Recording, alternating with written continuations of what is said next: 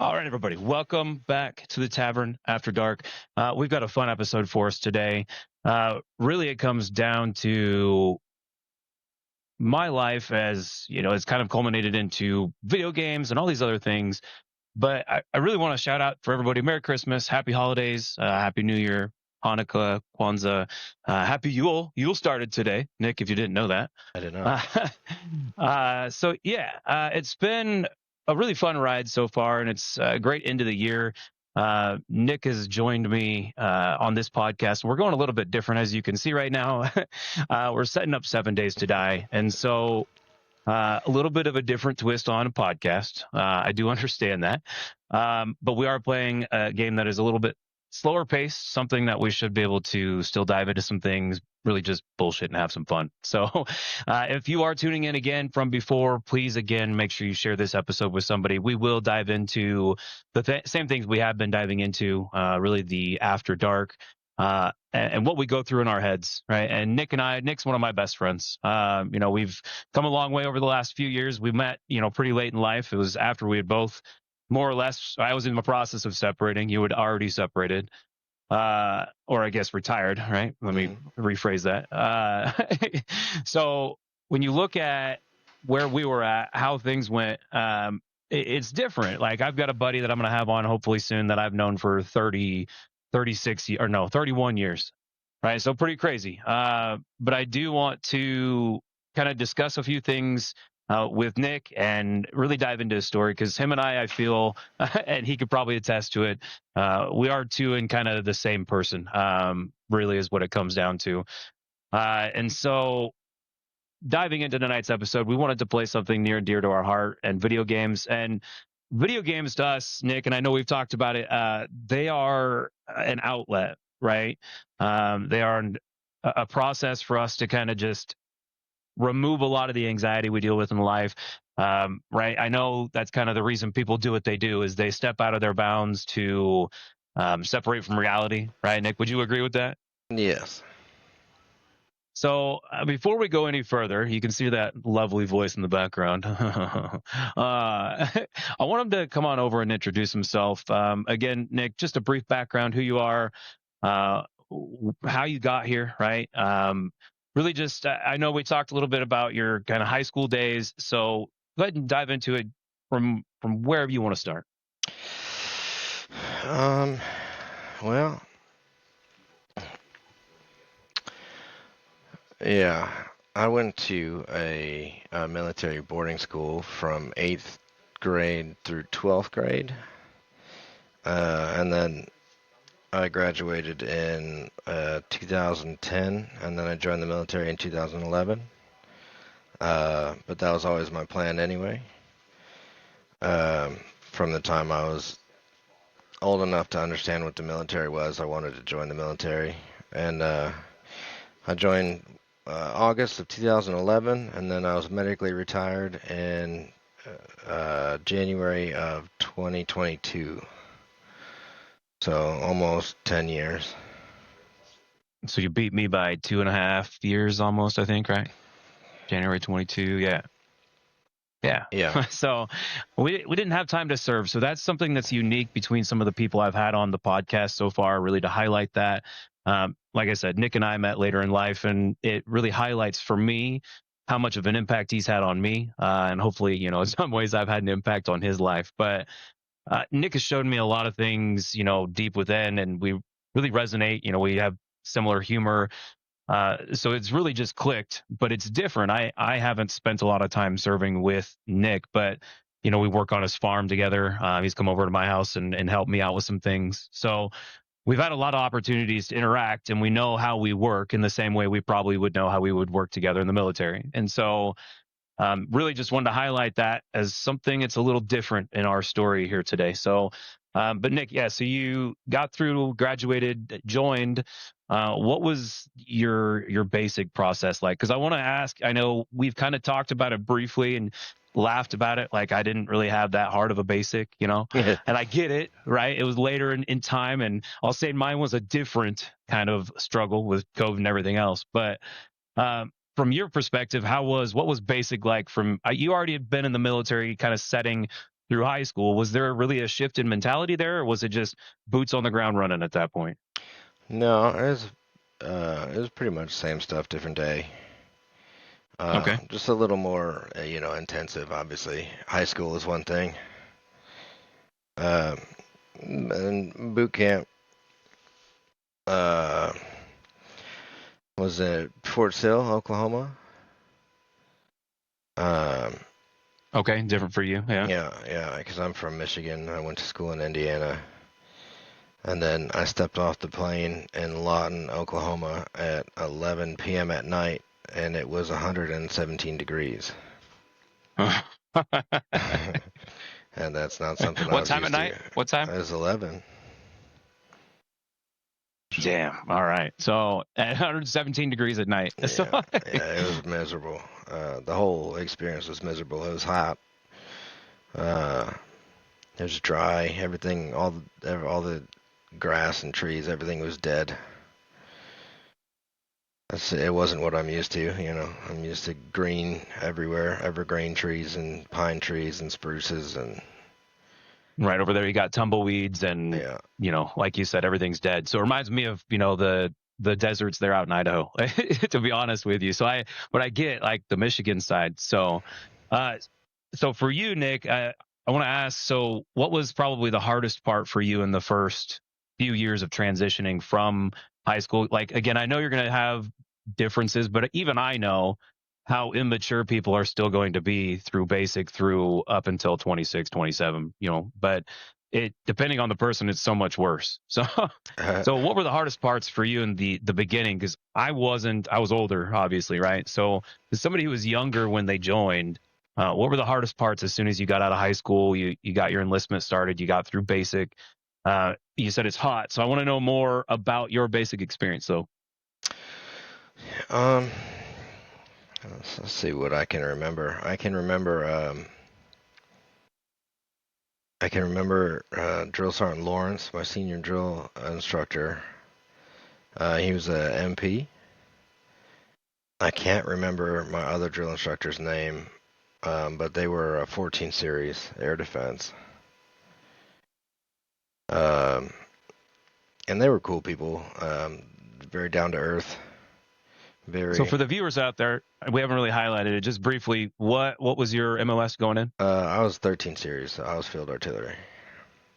Okay, perfect. So I just wanted to highlight that those for people that are listening along here. So, but yeah, back to your story. So MP drill sergeant.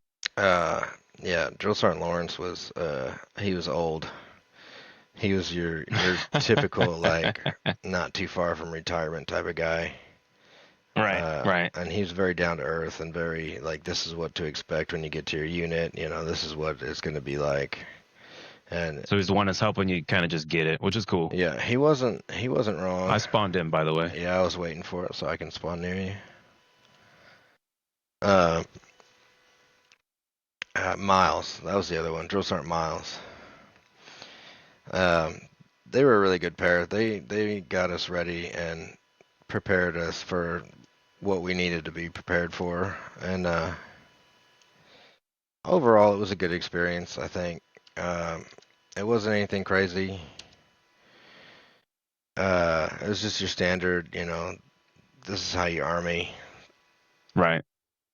Well, and that makes sense. I mean, and that's helpful to have somebody in there who has kind of seen the breadth of everything and has lived through it. And in many ways, maybe harder times, easier times, it doesn't really matter, right? It's all different in its own right. And so the first few years you had kind of a mentor there to help you. So when did you ever feel like, I guess, what was the step off for you? Did you feel like there was a moment you had to take over either that mentor or another mentor's shoes? Not for a while. I kind of got lucky in that regard, because I had orders to Fort Riley. I was gonna go to First ID, and on the day we graduated AIT, we all got cut new orders, basically sending all of us to Bragg. And for the record, I wanted to go airborne in my enlistment contract, but I had to do a 18-month delayed entry program in order to do that. So, Nope. yeah. So I would have had to wait 18 months from the time I went to the recruiter to the time I'd actually get to go to basic. I mean, you've been living military. Why put a gap in that? You know, Yeah. that's you're gonna at the 18-month mark. Are you even gonna want to go back? You know, it's like Yeah, I wasn't willing to wait that long, so I said, the hell with it. I'll just go, and I enlisted artillery, and then they sent us to Fort Bragg instead. In December of 2011, I got to Bragg, and then in um January, February, March, April, May. I don't remember when we left. It was within like 3 months of getting to Fort Bragg. We deployed to Afghanistan. And then once we got back from Afghanistan, any of us that were not airborne were given the option to go to jump school, to stay at Bragg, or to get PCS to a different duty station. okay. So I opted, to go airborne and stay at Fort Bragg. See, and that's, I mean, at that point, the biggest thing, right? Fort Bragg, they're known for airborne. So, that's one of the biggest slots, and there's a lot of good training grounds out there, but obviously home of the airborne, you got the 82nd. And so definitely from there, I want to break down as you started to get into your leadership side of things. You got through airborne. Now, remind us, what rank are you now at the point of getting to airborne or heading to airborne? When I went to airborne school, think I was still at PFC, so E3. Okay. But showing up to airborne school, I was a PFC with a maroon beret and an 82nd patch on both shoulders. Yeah. So I had the ego to go with it. But it made it a lot easier. We were basically shoo-ins if you were coming from division to go to jump school. Right. You got priority over, people who weren't in an airborne unit that were just trying to get their airborne wings. Why can't I find wood? I feel like I have to relearn how to play this game, bro. I keep pushing all the wrong buttons. Yeah, after playing like other games for so long, but I mean, we'll get it. Yeah, I keep But pushing I keep F. forgetting, like, how do I get wood? I'm Nike. I keep pushing F to try to clear out the boxes. Here, all right, I can craft a stone axe now. We're starting to get it. Yeah. All right, but anyway, so definitely at that point, as you know, being 92 Romeo, I had the pleasure of going before I even went to AIT. So that was in so many ways, though, Nick. Like, as great as that sounds, people got hurt, either got reclassed, or people who were jump refusals, right? Got reclassed. Most of them cooks, most of them, sanitation engineers, the jobs that obviously needs of the Army, as we know. So a little different for me. I couldn't just go to AIT and guarantee my slot in my job. As you know, I had to maintain airborne status to stay in. So of course that's a big part of our job. So you get through airborne. Now, what was life like now that you are back? You've got your maroon beret, you're airborne, right? You're you're no longer a leg, right? Yeah. So what was that like for you? That was more of a moment of pride than anything else, really. Because it's what I wanted to do from day one. I fucking did that. Yeah. Right. Yeah. Initially I wanted to be infantry, but that was the same. I had an 18-month dep window for that, and I didn't want to wait, so my second choice was artillery. And artillery, there's the heavy world, there's the light world, and the airborne world. You got heavy, which is your paladins and your rockets and whatnot. So whether I'm airborne or not, I can still do my job. But there we go. Right. I was watching your screen there. And there's a lot of people who argue that the airborne MOSs are not as good at their job as the non-airborne MOSs, because paratroopers have to learn their job both as a paratrooper and their job within their MOS. But, right. I mean, shit, when my job is that, it's kind of hard not to live it, but Yeah, my argument was always that I trust a paratrooper more than I trust your average soldier because at the very least, a paratrooper's been put in a situation where they have to do something that they don't want to do, but they're still willing to do it, i.e., jump out of right. an airplane. Yeah. Because it's not an easy thing to do. It's extremely terrifying. It's not fun. It's scary.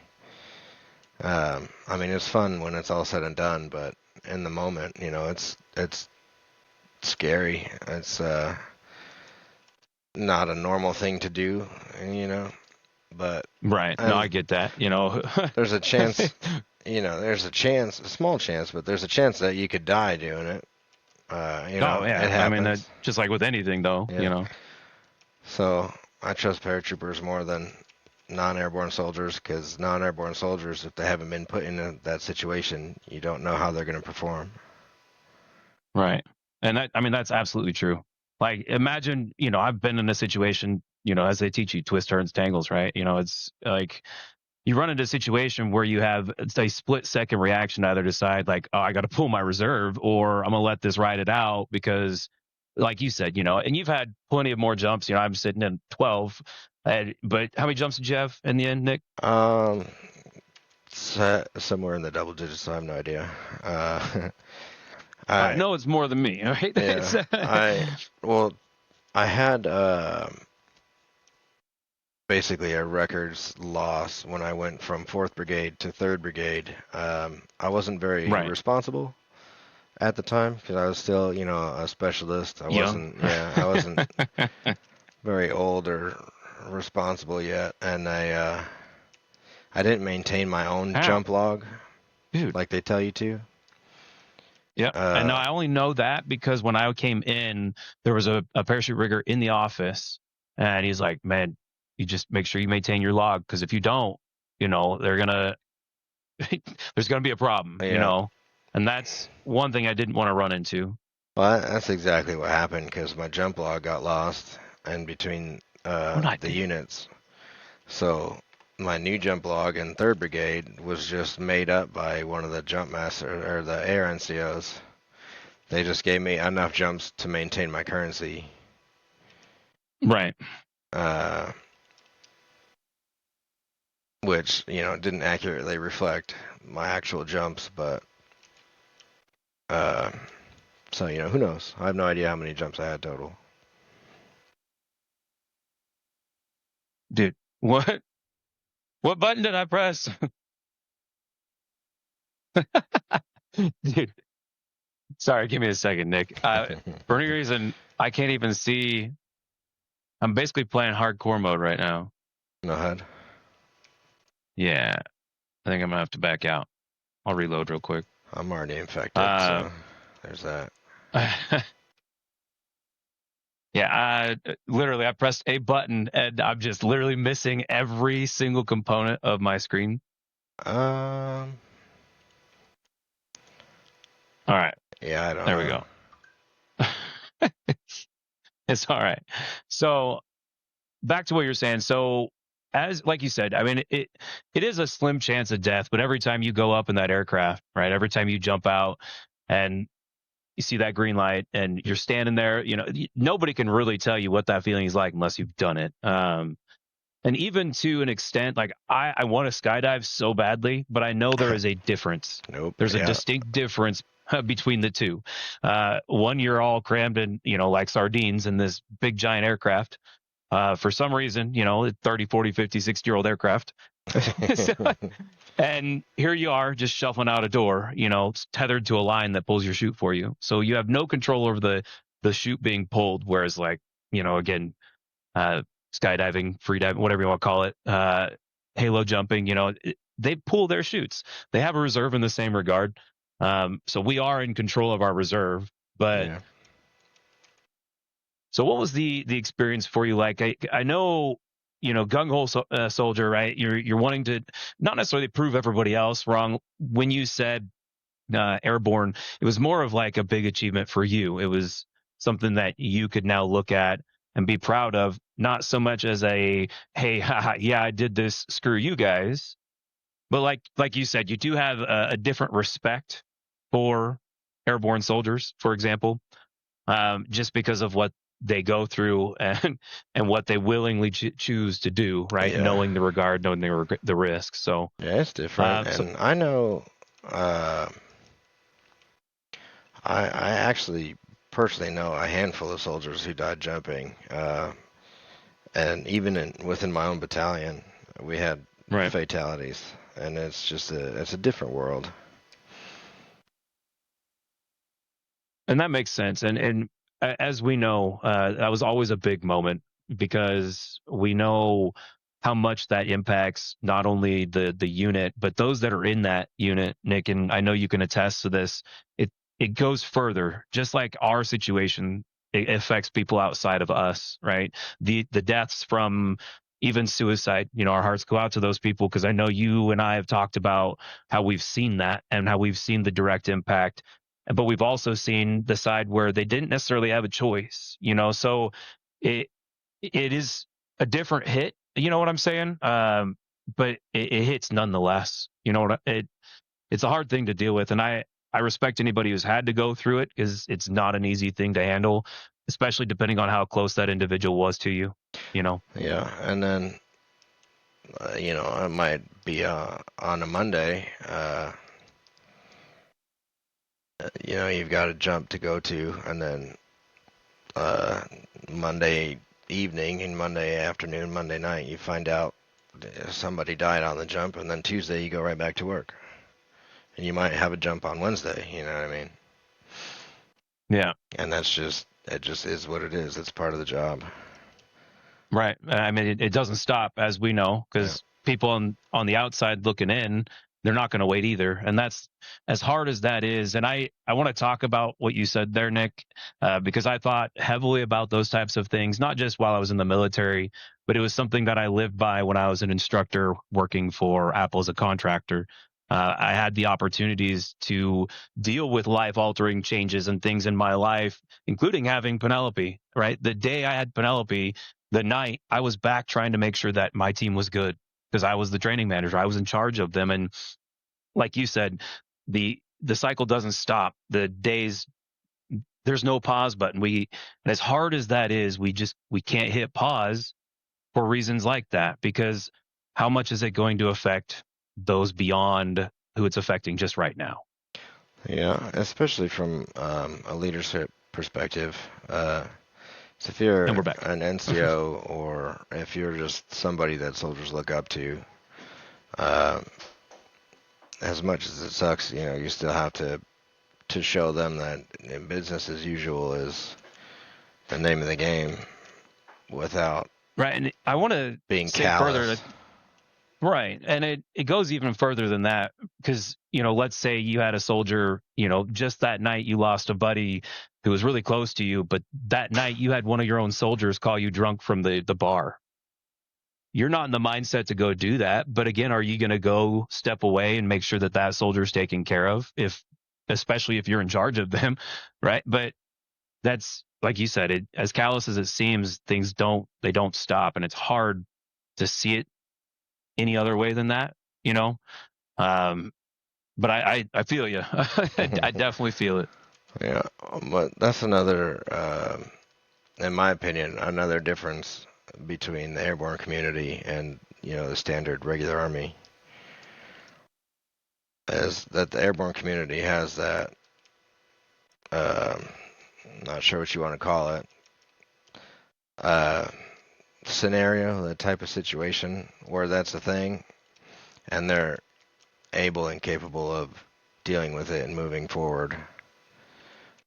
Yeah. And that's It's compartmentalizing. I yeah, actually have talked about, I think that in a previous episode.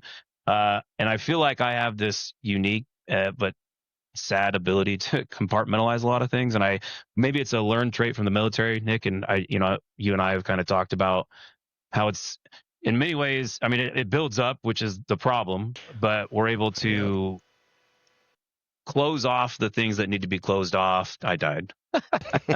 we we close off the things that need to be closed off so that we can move forward with what's around us, and it's hard. And like you said, as callous as that is, there's things don't stop. There's no pause button. Yeah, it's not that we don't care. It's because we care too much. There's too many other people that depend on it, I was gonna say, and yeah, us. you can't afford to shut down. Yeah. And it's hard. That's you and I know we both talk about it, right? But I've talked about this extensively in my other episodes about my own mental health journey, and I've been talking to a mental health specialist, several of them for many years now, and years. so right. So we're working through it. It's not that we're not working through it, and as much as some traits are unhealthy, the other side to it is the other side's unhealthier, even more unhealthy. So it's hard. It really is. But yeah, the word you were looking for, yeah, definitely compartmentalizing. And I know we both have a good ability at doing that. So Yeah, a little too much. I want to focus, Nick, just because I've asked you before, and I know who you are and how you are as a person, and there's a reason you're my best friend, But uh, as a leader, what was the most important thing to you? And I'm not saying like, your standard, like, oh, military harps this, training that. What to you, to your soul, was the most important thing as a leader?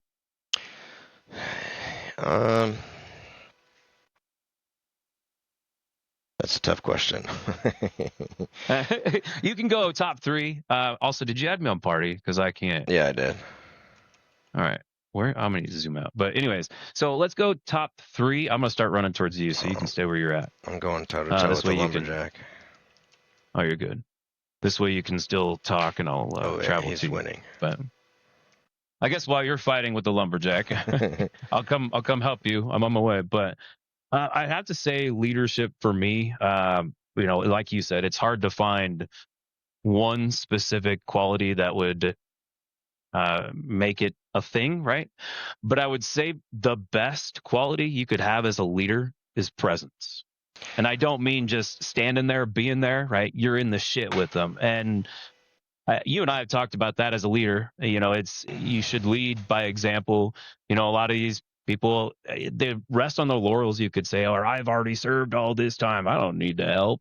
We had one of our old squad leaders. I don't even have to say a name, but those listening will know. He showed up. He drove 3 miles with a bag of trash. Showed up, did all the work, put it in his really nice car, drove it to the company, dropped it off out front, and said, "You guys need to go take this to the dumpster." He's like, "That's not my job." And immediately, and I'm like, "Okay, I'm specialist working my way to sergeant, and I'm broken and working through things, and I'm on a good page with this person." And it wasn't towards me, but I immediately saw him different as a leader. He's present just because he has to be, so that he can appease the people that are looking down. Right. He's appeasing the people that are looking down. Oh, I'm leading. They're taking care of it. But there's a level though, I get like, okay, somebody didn't take the trash. You catch them before they go outside. Okay, I don't care. You're already in your car. Come back, get the trash. But if you're the only one left and every single other NCO before you, everybody else forgot it, I think it's on you now as an NCO to take care of the trash.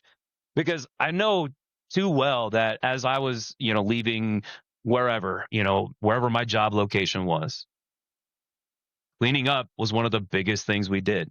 And we had so many people overlook, like, hey, nope, clean that. Nope, you guys can't go till you clean that. Nope, grab the trash. Somebody didn't do their job that day, right? And that's not just somebody. That's 5, 10, however many NCOs that walked by that trash. That doesn't include, I was, and he even would say it, I was the number one person that would take the trash out. Because again, I'm not a young kid. It's like, whatever. I'm not going to sit here and fight you guys over taking out trash. It's not a big deal. Trash bag. Right. So again, take the trash out. But that's where I want to say, Nick, like I think my biggest thing is presence. And it's not just being, physically there. It's being physically, mentally, compassionately to the level that you can be, right? We don't want to have no soul. We do need to understand that there's certain things that somebody needs to step back from. My mom died. Hey, I get it. Take a day, take 2 days, take a week, take 10 days, but understand that things still don't stop, and I feel like, and that's kind of my pagan values, I guess, in the way of like living through my ancestors and honoring my ancestors. Because if I stop and just kill any progress or any momentum I have and fall apart because of this, I'm not honoring them in the way that I feel I should be honoring them. And I'm not saying this is how anybody else should live their life, right? That's just what pushes me and motivates me, knowing like, okay, if I can honor them, it's the whole reason I talk about my Uncle Ted, and part of a big reason why I didn't want to regret not serving, and so that's my way to look at it, I guess. And like you said, Nick, there's there's too many things I can count on 12 hands that is an important quality as a leader.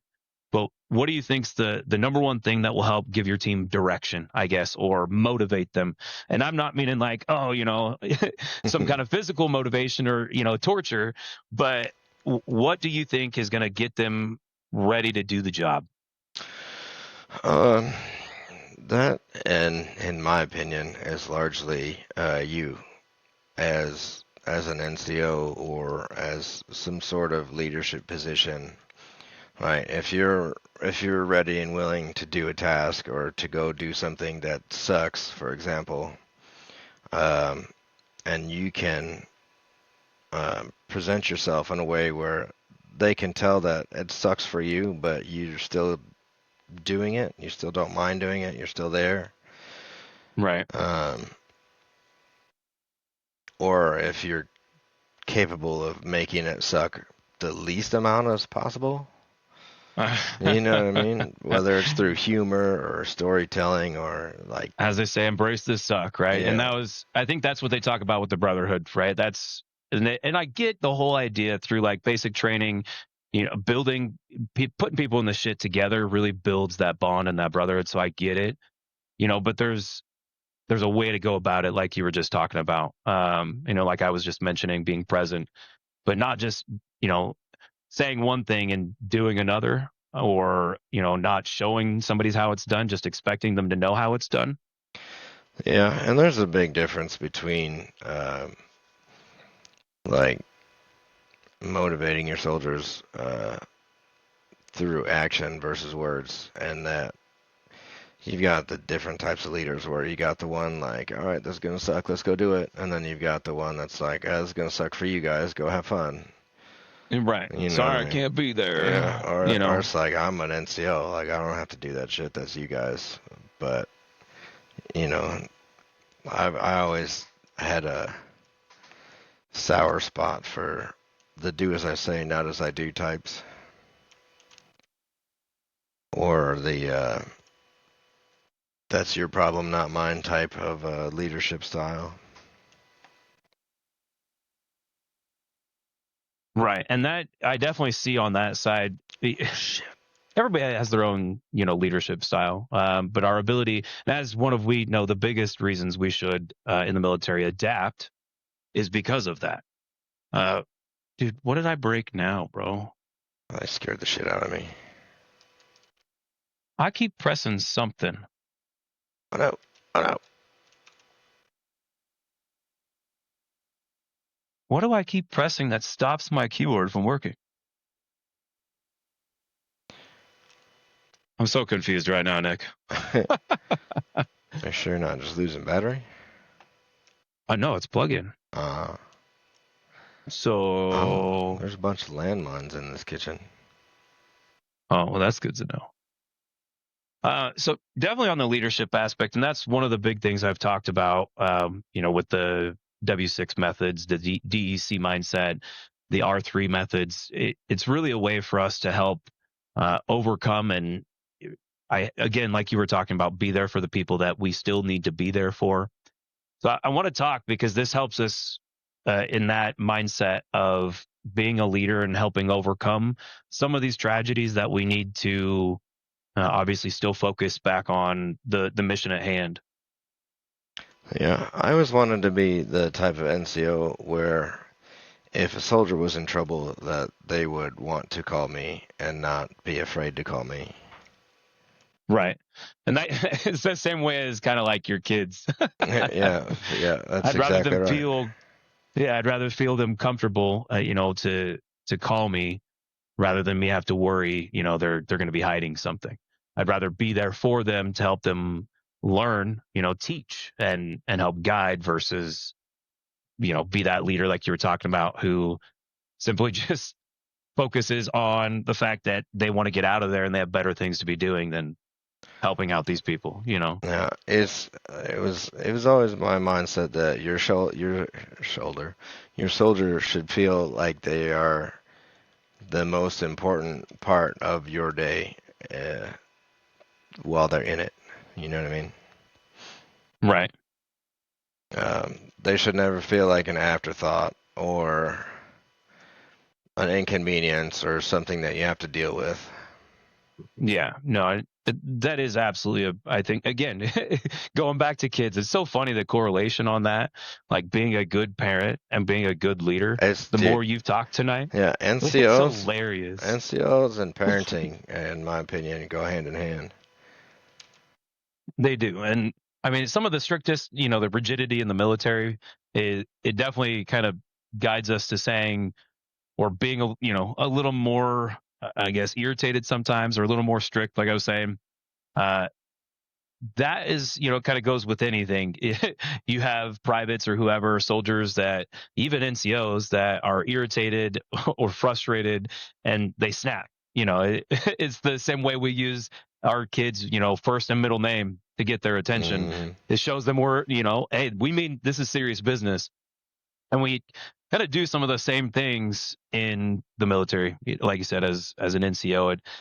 But again, you can be a bad parent, and I think and as crazy as it is to say, you could be a bad parent and a bad NCO, but you can be a good parent and a bad NCO because maybe you want to focus more on your home job. I was gonna say that Again, exactly. Is you could be the world's greatest parent and be the worst NCO, and vice versa.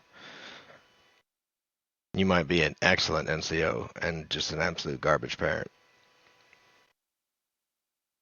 right. And I think again that's where it comes to balancing, right? I think if you're good at one of them, you can be good at both of them. It's just a simple balance, and that again is the hard part, right? The balance of okay, you have a pull on this side because you have so many people depending on you, and you have a pull on this side because you have so many depending on you. So finding the balance, it's kind of like we talk about with video games. One of the things that really helps us separate from a lot of the bullshit is the same thing that I was talking about, right? It goes against us because it's hard to balance the needs versus some of the wants, right? And as much as there's things that we want that we know we also need, there's things that are more needed. People need more than just that, right? We've got babies, we've got kids that they depend on us to take care of them.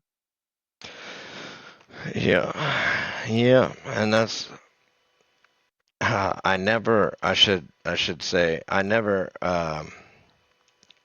put my unit first. I know you're supposed to. Right? Same. Yeah, But I never once put thankful my my unit leadership first. didn't make me do that. But Yeah, I put my soldiers first, but not the unit. Uh, yeah, my soldiers and the unit I didn't view as the same thing, and I didn't treat my soldiers and other NCO soldiers differently in the regards that like, oh, you're not my soldier, get fucked. right. Um, but I And just I I think that mentality is really what I think is causing. You know how I don't know if there was a big issue when you were getting out. I know it was a thing that was reoccurring and getting worse and worse, and it was disrespect to leadership, right? Even commanders not saluting, people just walking by and not even recognizing or being aware of what's around you. And I think it goes right back to what you were just talking about. It's upholding the standards not just to your soldiers, but again, you don't want to take the time, or a lot of these NCOs don't want to take the time to go scold somebody. Some of them loved it. Don't get me wrong, but I think that's what's starting to happen is people are just so checked out or whatever it might be, whatever might be going on in their mind. And that's why I wanted to talk a little bit more about that R3 method, is the really stepping back, right? Making sure that you're recognizing what's in front of you. The first thing, right? You want to step away from and shut down that negative internal talk, because that negative internal talk is going to make you do things irrationally. You'll make decisions that you shouldn't be making in the moment. And the same thing applies to kids, right? It applies to being a leader. When we're trying to respond to somebody, we're trying to find the best way to respond to them. Hopefully, that will allow them to understand. But if we don't shut down that initial snap trigger, it's not even the negative talk, right? But it's your subconscious, like, oh, blurting it out, right? You got to shut down that subconscious, and then you have to step back into and reset. You have to reset that mindset, whether it's taking yourself out of the situation. And Nick, I know you and I talk about this, and it's something that we do as well. Is if there's an environment that we're stressed out in, if we have the opportunity, we're gonna step away from it, even if it's just for a brief minute, a brief couple minutes. But we know if we stay in that environment, it's going to be so hard for us to keep that calm, collected thought of STFU kid, right? Or STFU soldier, because they did something really dumb, you know? So I think, excuse me, that's a big part to it. But you also have to reset and then reapproach it, right? You have to figure out, okay, this isn't working with what I'm trying to do now. I have to find a different way to reapproach it. So I wanted to ask you, Nick, because I still don't know why my 7 days to die is. My mouse works. I can move. Can you see me? Yeah, I've been peeking over every now and again. Yeah. But I want to ask you, how often did you find yourself just in a natural way using that R3 method of you basically resetting, readjusting, but the crucial part is taking away that initial snap trigger, right? Recognizing that you're in a moment that is causing you stress. So try and find a way to briefly occupy yourself so you can reset. And whether it's not, you don't have to remove yourself from the situation. I talked about it in I think my episode 3 with Happy Gilmore. Right, Nick, when he was running into an issue, what did he do? He went to his happy place. He tried to reset back into where he should have been. Uh, Nick, question. Can you go into the server side and kick me out real quick? Oh shit. Yeah, I just ran into another landmine. Um, Just because I don't like my keyboard's working. I can in 1 second. I'm fighting a Oh, you're good. hive. I'll keep talking. But what? So I guess going back to my question, have you found yourself just naturally using that methodology? Um, that's one thing that I was pretty good at, um, for the most part. There's a few situations where um, I don't have that like frame of mind to pause for a second, and assess before reacting. And Right. generally, that only took place if it was something that affected life, limb, or eyesight.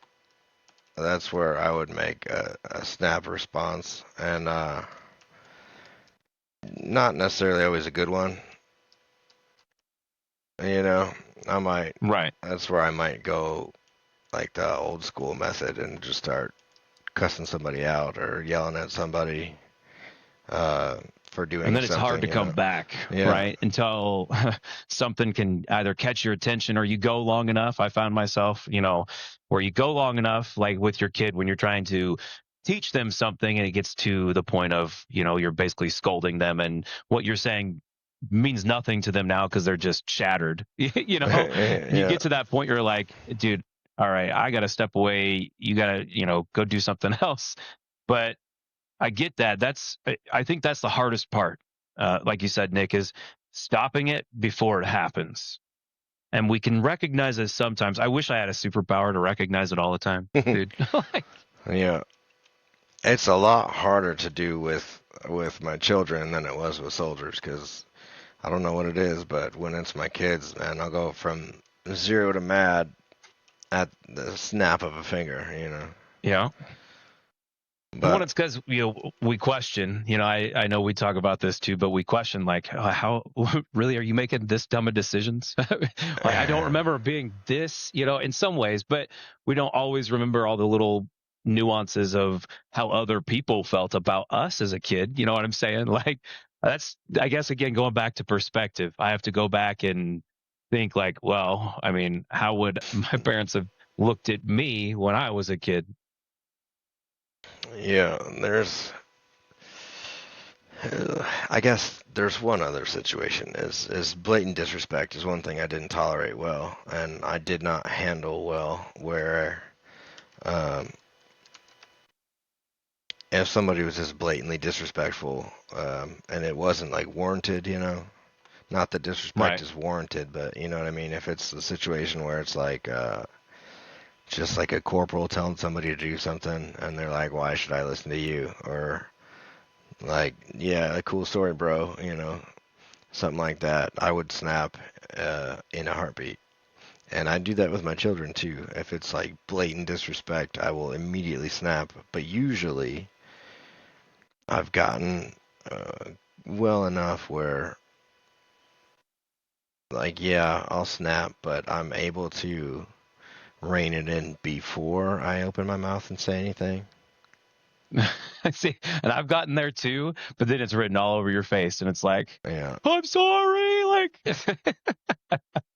yeah, because you've had those moments, those blow ups. So parenting is hard, man. it There's is. always so many moments where you go back and you sit there and like, oh, did I do right by this? But that's where I talk about, the as worse of a job we could think we're doing in our heads internally. That's where I think back to my number one concept about, hey, nice, about leadership, right? And being present. Right? As a parent, it's the same thing, right? We could do, my keyboard's still broken. At least I should be able to back out now and quit. I'll say I just did a server reset because I couldn't view active players.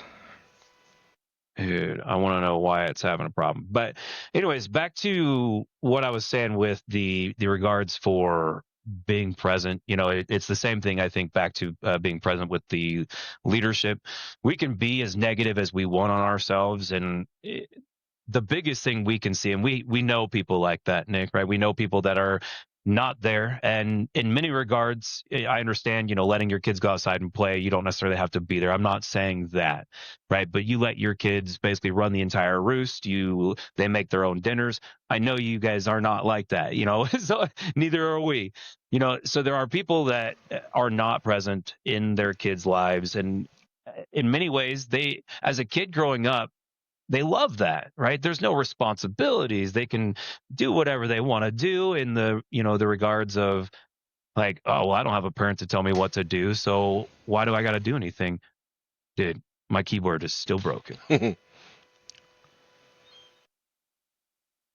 Let's find out what else is going on here. But I want to talk about that though, because the presence side of things now, that's I think one of the biggest factors. Oh my gosh. Uh-oh. There we go.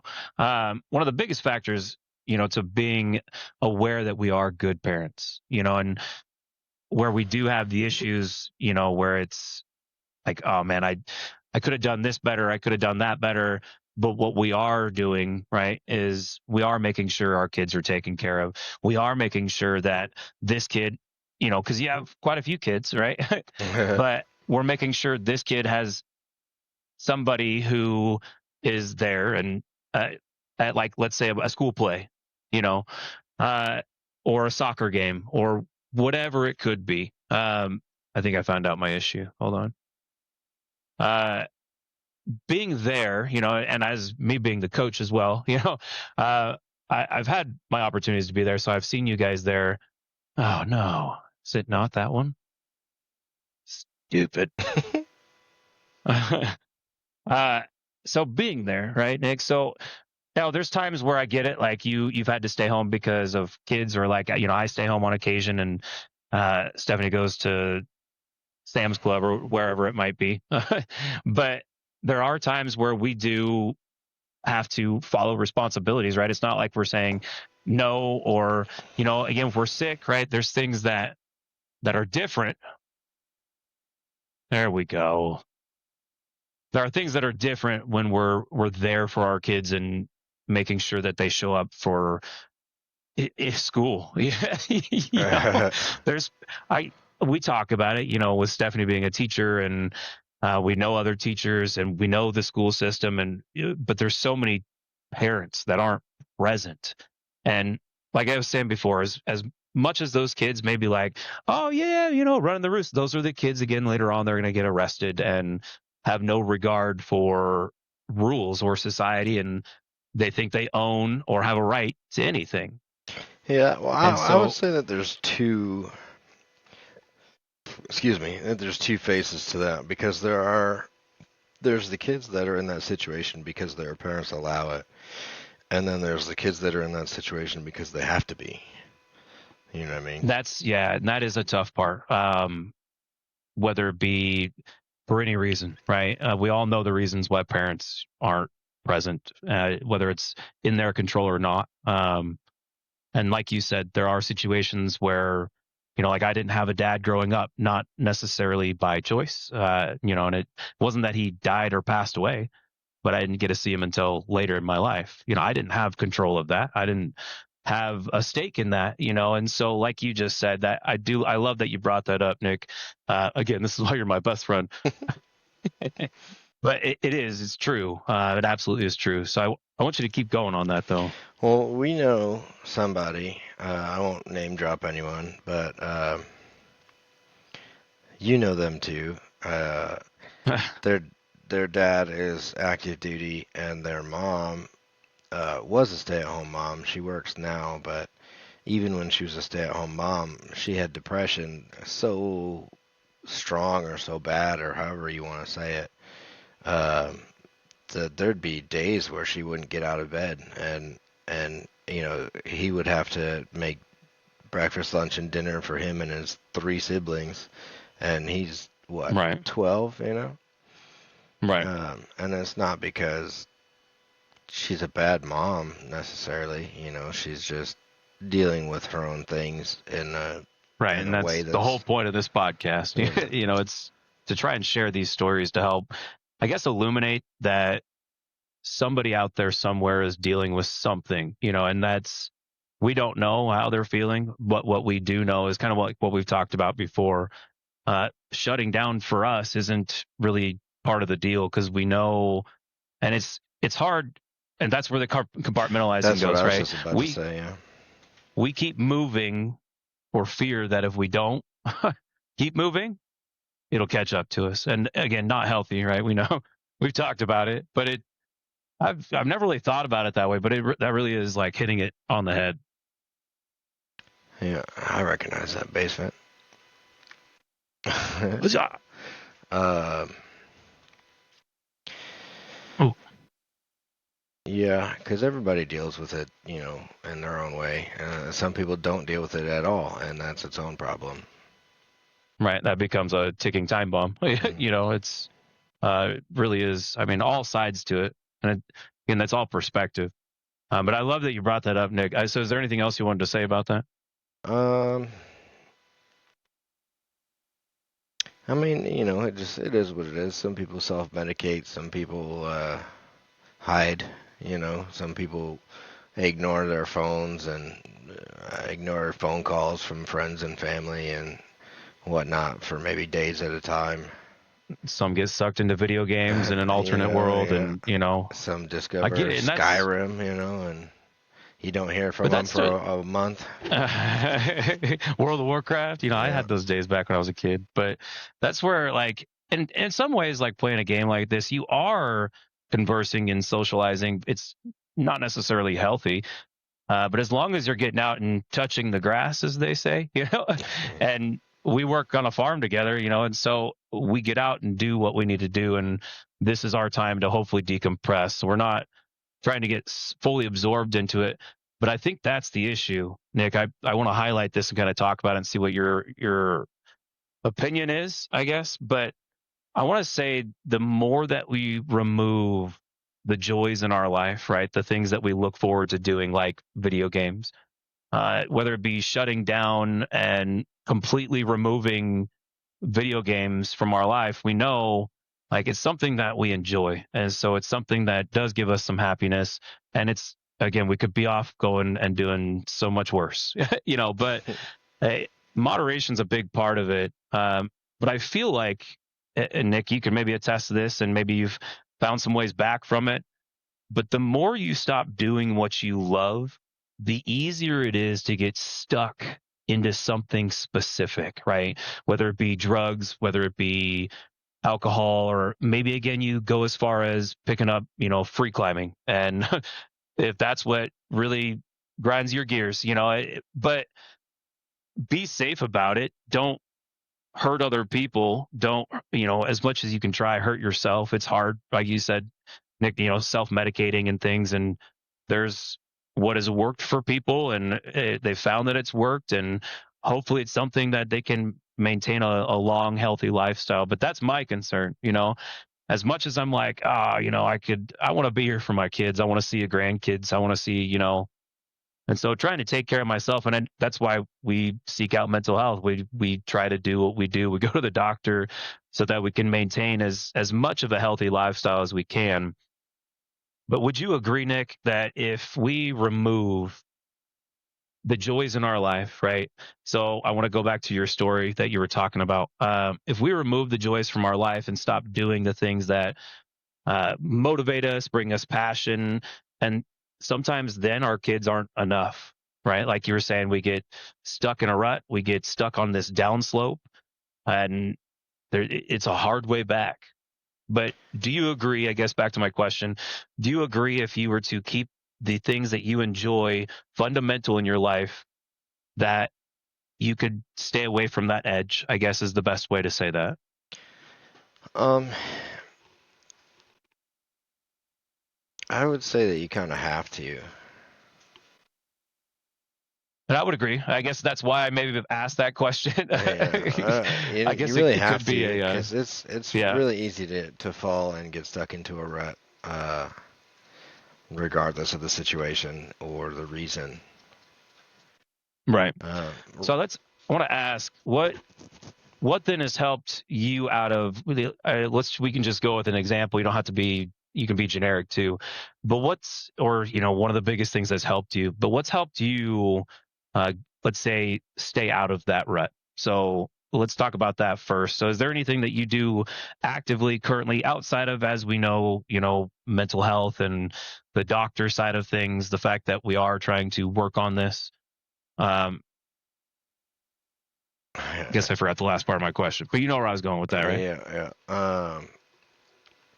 I can honestly say that I'm not very good at it. Ruts are really easy to fall into and really hard to get out of. Yeah, no, I feel that. I do. And Nick, I want to be real personal with you in many regards, because I feel what you're saying right there. And I feel, and maybe this is why things work so well between us, is that perspectives that I see, you may not see, and perspectives that you see, I don't see. We've talked about that, like I was just saying earlier. This is why you're my best friend, Nick, because I'll say something and then you'll have the perfect setup to it, right? The perfect thing to add on to it, and so it helps add that extra perspective. So I really shout out to you, man. I appreciate it, bro. I really do, because in many ways you've helped keep me out of that rut, right? You've helped keep me back from that edge. And it's just because while we are so similar, you still help me see a different perspective, right? A different source of knowledge, which is what I love. But it's because we're so similar that I think it works. But I really, like I said, shout out to you, man. I appreciate everything that you've done to just talking, like we talked about tonight, just playing games and bullshitting. Like you're my video game buddy, It's so, I really do appreciate it though, Nick. And that's why I ask, because I want to help as much as I can to, you know, pick each other up, right? Um, but I want the best for us in life. I want us to be able to achieve great things or whatever we want to achieve, and that's so if we can help each other step back from that rut, that edge, and help each other see perspective, which is the whole reason, I guess, Nick, and in many ways you helped with the name of the channel too. So, um, big shout out, because without any of that, without understanding what you've done for me, I don't think this podcast would exist, being honest with you. Because exactly what I just said. I'm trying to help people see that there's other perspectives, to see that there's maybe somebody feeling similar in a similar situation and a similar mindset, but maybe there's a unique thing, right? A small thing that they have done differently in their life. They were grown up, they had both of us, by a large difference, had a different upbringing, and so I grew up with a mom out, out in the BFE, literally, like, I had to ride my bike 8 miles to soccer practice, so I lived out in the middle of nowhere. I Gross. had one good friend. Yeah. But like I said, Nick, without really you, like, I don't know where I would be at personally in my head, at least in the regard to having somebody vent to and bullshit with, like we've talked about, but having a buddy who likes video games and understands that we don't get much time to play, but the reason this podcast largely exists, Nick, is in thanks to you, because you've helped me see sides that I may not see, right? And I'm a relatively intelligent individual, but I'm willing to admit when somebody either has a better idea or has something that is fantastic and adds on to what I was already thinking about. And so, shout out to you, man. I appreciate it. For Well, real. I am very wise after all. Yeah, so wise beyond your years. You can't see it, but my beard is actually white and wispy. Hey, I still have more grays than you do. It's all right. That's all right. Holly yanked some of the grays out of my head the other day. She said, "Oh my God, yank!" Like, ow, Thanks. dude. Yeah. I appreciate it. Do we have a house? Not yet. Okay. Dude, I'm loaded. So we need to go Yeah, me too. meet in a general location. Oh, wait. Do we have to add each other back again? Not yet. I'm backed out at the moment. Oh, okay. No worries. So I guess outside of trying to stay out of a rut, really just talking about for you, Nick, I know it's been a long journey on your medical side of things, right? This is the first guest I've had on so far that has largely dealt with the exact same exit scenario that I did. And in many ways, we talked about it, Nick and I did, that it was different for both of us and different reasons. Mine was several years later, and there was opportunities to improve some processes, but there was also plenty of opportunities where they dropped the ball, and I still didn't get a plaque from my company. Right, again, somebody dropped the ball somewhere, and as much as everybody's like, "Oh, you're such an asset," it's like I think it was the last one with RJ, talking to my buddy RJ.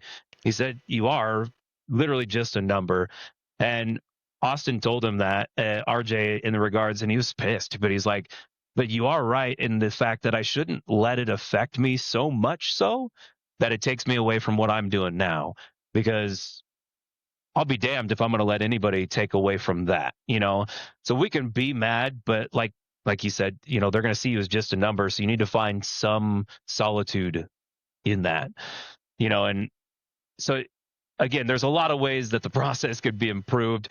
But Nick, I know we talked about how much they did simplify the process. So what was the hardest part? And I know we've talked briefly, but what was the hardest part about your medical retirement? Oh man. Yeah, I know. It's a big one. Well, But I got just as briefly as you can, and we can break down on it on other episodes too. I got But go ahead. super lucky with my chain of command that I had at the time, because I've had the best chain of commands, and I've had the absolute worst. Um, I've had the guys that put soldiers first, and I've had the guys that don't give a shit about the soldiers, and they just want their slides to be green, and Right. You know, they're named to They look want good all for their battalion. yeah. Hey, I worked in company for a little bit, headquarters. You see it so much. Yeah, and I'm not. But I get it because those above you are also looking at it, so it's like it trickles, you know. Yeah, well, I was also in a fairly unique situation. I was in a pretty small MTO Cat because food. the only for my MOS, I was a 13 Delta, which turned into a 13 Juliet. 13 Delta used to be cannon artillery, field artillery, which refers to cannons or howitzers, and then there's rocket artillery, and the fire direction for field artillery and fire direction for rocket artillery used to be two different MOSs, but they Okay. merged them. I can hear you nearby somewhere. Yeah, I'm trying, dude. I I'm hear you, dude, going. encumbered. Dude, I'm so encumbered right. Oh, I have a first aid kit. Go. Um, so yeah, 13 Juliet was my MOS technically when I got out. Okay. Um, We should just build into a house this time. we Just throwing can, that out yeah. there. Just Yeah, throw let's down a just land do that. claim block. Yeah, I'll get Uh, you. I'm fighting a big fat guy. Hold on, he's taking a lot of my attention. Oh, you're good. I don't want to get infected again. Um, so for me, man, I got really, really lucky in that my first sergeant, my commander, my command sergeant major, my battalion commander, they were all very supportive, and for the most part, they left me alone. I would come in to work when I had to, or if they asked me to. Right. To either train soldiers or to do certain things. Otherwise, my focus was on my medical retirement and getting my family situated and ready for our primary income stream to disappear.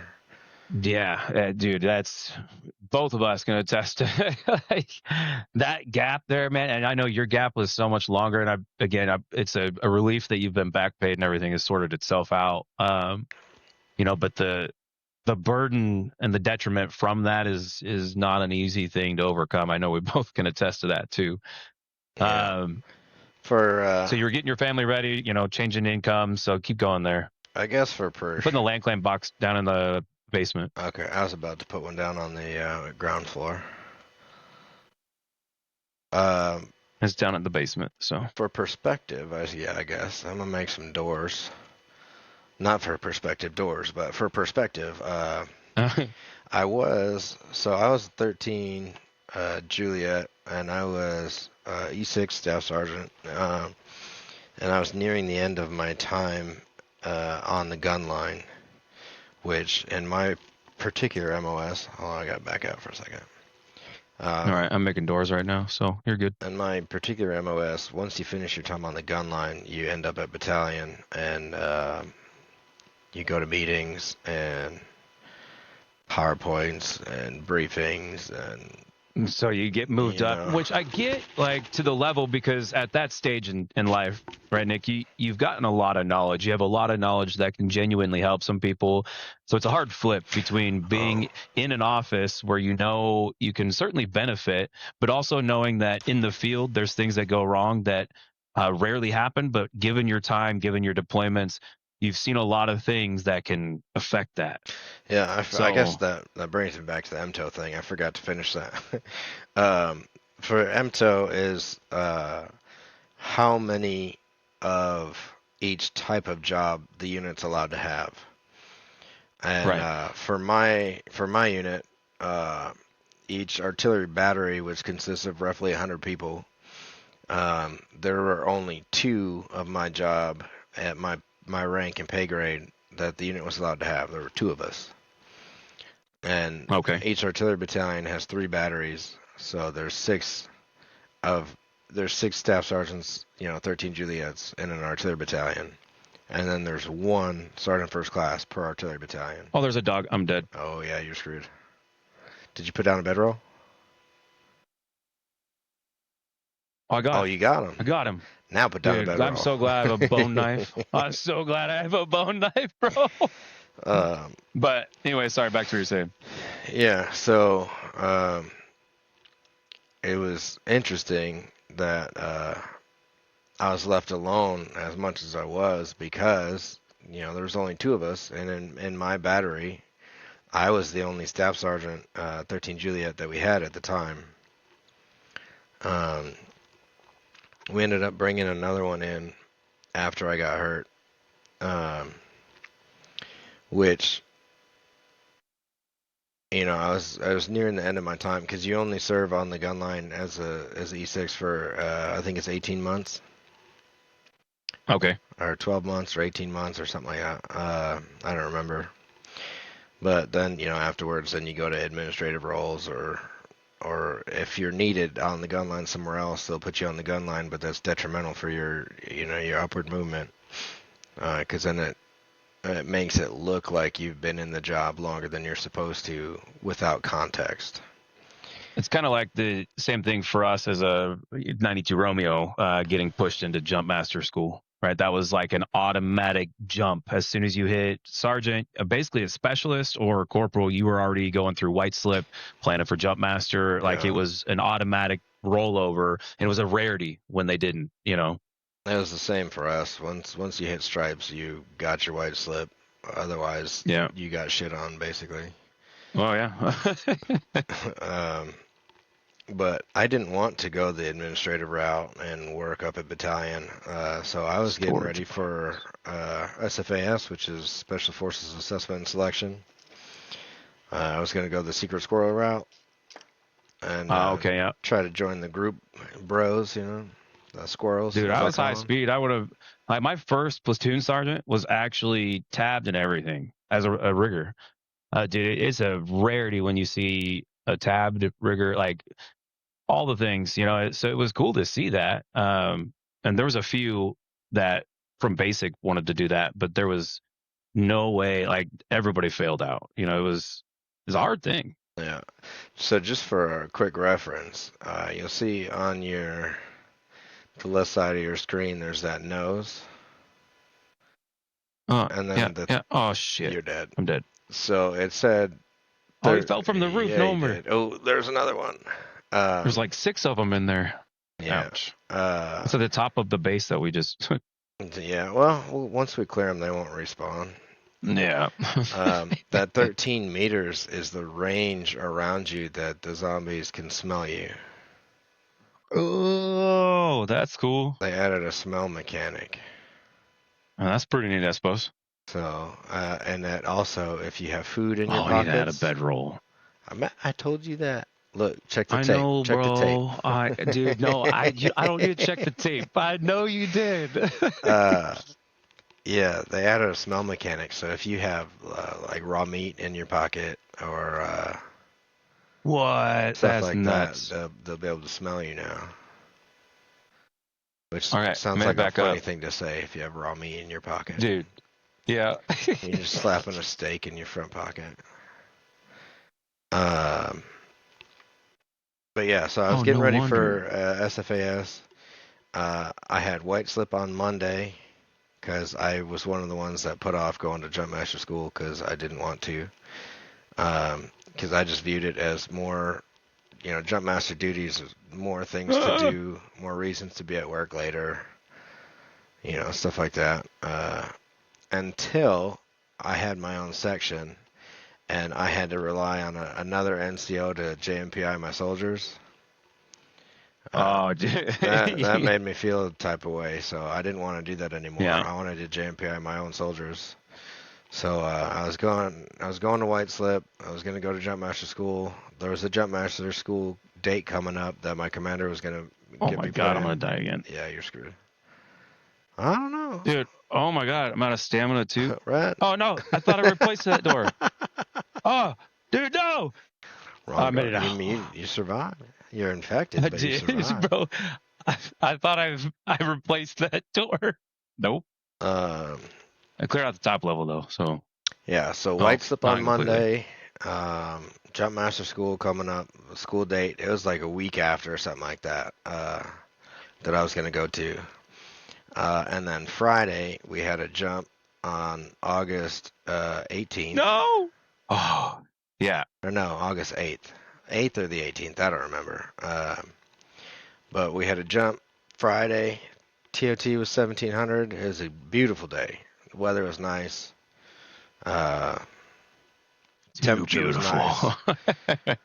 It was a little windy, you know, or a little gusty, I should say. I was saying, in some regard, I don't mind wind as long as it's a consistent one direction, because I've never had the best landings that I've ever had when I'm guiding in just one specific direction, and there's nothing that veers me off course quickly, you know. So I'll take a little bit of wind over like some kind of oscillating crosswind, which is my Dude, whole shoulder, my you know. favorite landings were windless. When you're just going straight down, your ruck lands Oh, I directly underneath hated you. that. You land on top of your ruck. Your parachute lands on top of you. You're good to go. See, the ruck might help. That the jump that I did land, that's the one I hurt my back on. But it was not. It was just Hollywood. So we didn't Um, jump with I any couldn't gear. tell you the And last time I jumped Hollywood. yeah, that was one of the benefits for us, right? We could also jump with a Moss C, right, to consider it as like a tactical jump in a way, because you still had to drop it. But yeah, if I were to have jumped tactical on that when I came straight down, because I just landed straight down on the compacted road, and so dude, I just hit like Yeah, concrete. I've landed on the road before. Well, that one Friday, TOT was 1700, and we got out. It was like 1703. You know, what I mean, we were right on time, so to speak. Um, Except that when I looked down, I realized that I was moving very fast, and I was moving a lot faster than some of my compadres. But not And just like zooming by them like, hey, see you like, later. oh hey, hey. It I'll wasn't. see you at the ground. What? Whoa. Oh, dude. New fun thing. Guess what? I didn't put a bedroll down. Of course not. Of But course fun not. fact, bro, there's rigged backpacks. I ran into like 7 mines. Yeah, this wasn't a mine. I literally was looting the backpack, and as soon as I finished loot, it went boom. Yeah, so there's always been cooking pots that explode, but now they've got little red lights on them so you can tell that they're gonna I did. I'll have explode. to pay. Yeah, pay more attention to that because I was just like, oh, bed, cool. um, but yeah, man, 17 and some change out the door. I was number two jumper, and it was just a standard continuity jump. I love being first three at least though. Uh, Like, there's so no, much no, enjoyment to that. no follow-on mission, no nothing, dude. It was jump, go home for the weekend, and we just get out of the field. We were in the field for 2 weeks. How Nope, it did is you mine's survive that, bro? because I jumped. Uh, we were in the field for 2 weeks. Finally got out. Uh, so I hit the ground. Oh, Hit the ground screaming, screaming and yelling. immediate. And I landed right next to the battalion command sergeant major. And Oh, that's fun.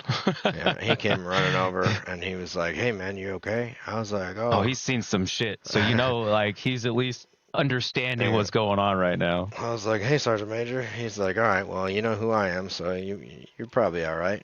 I was like, Your head's not broken. I was like, "No, I'm good. I'm good."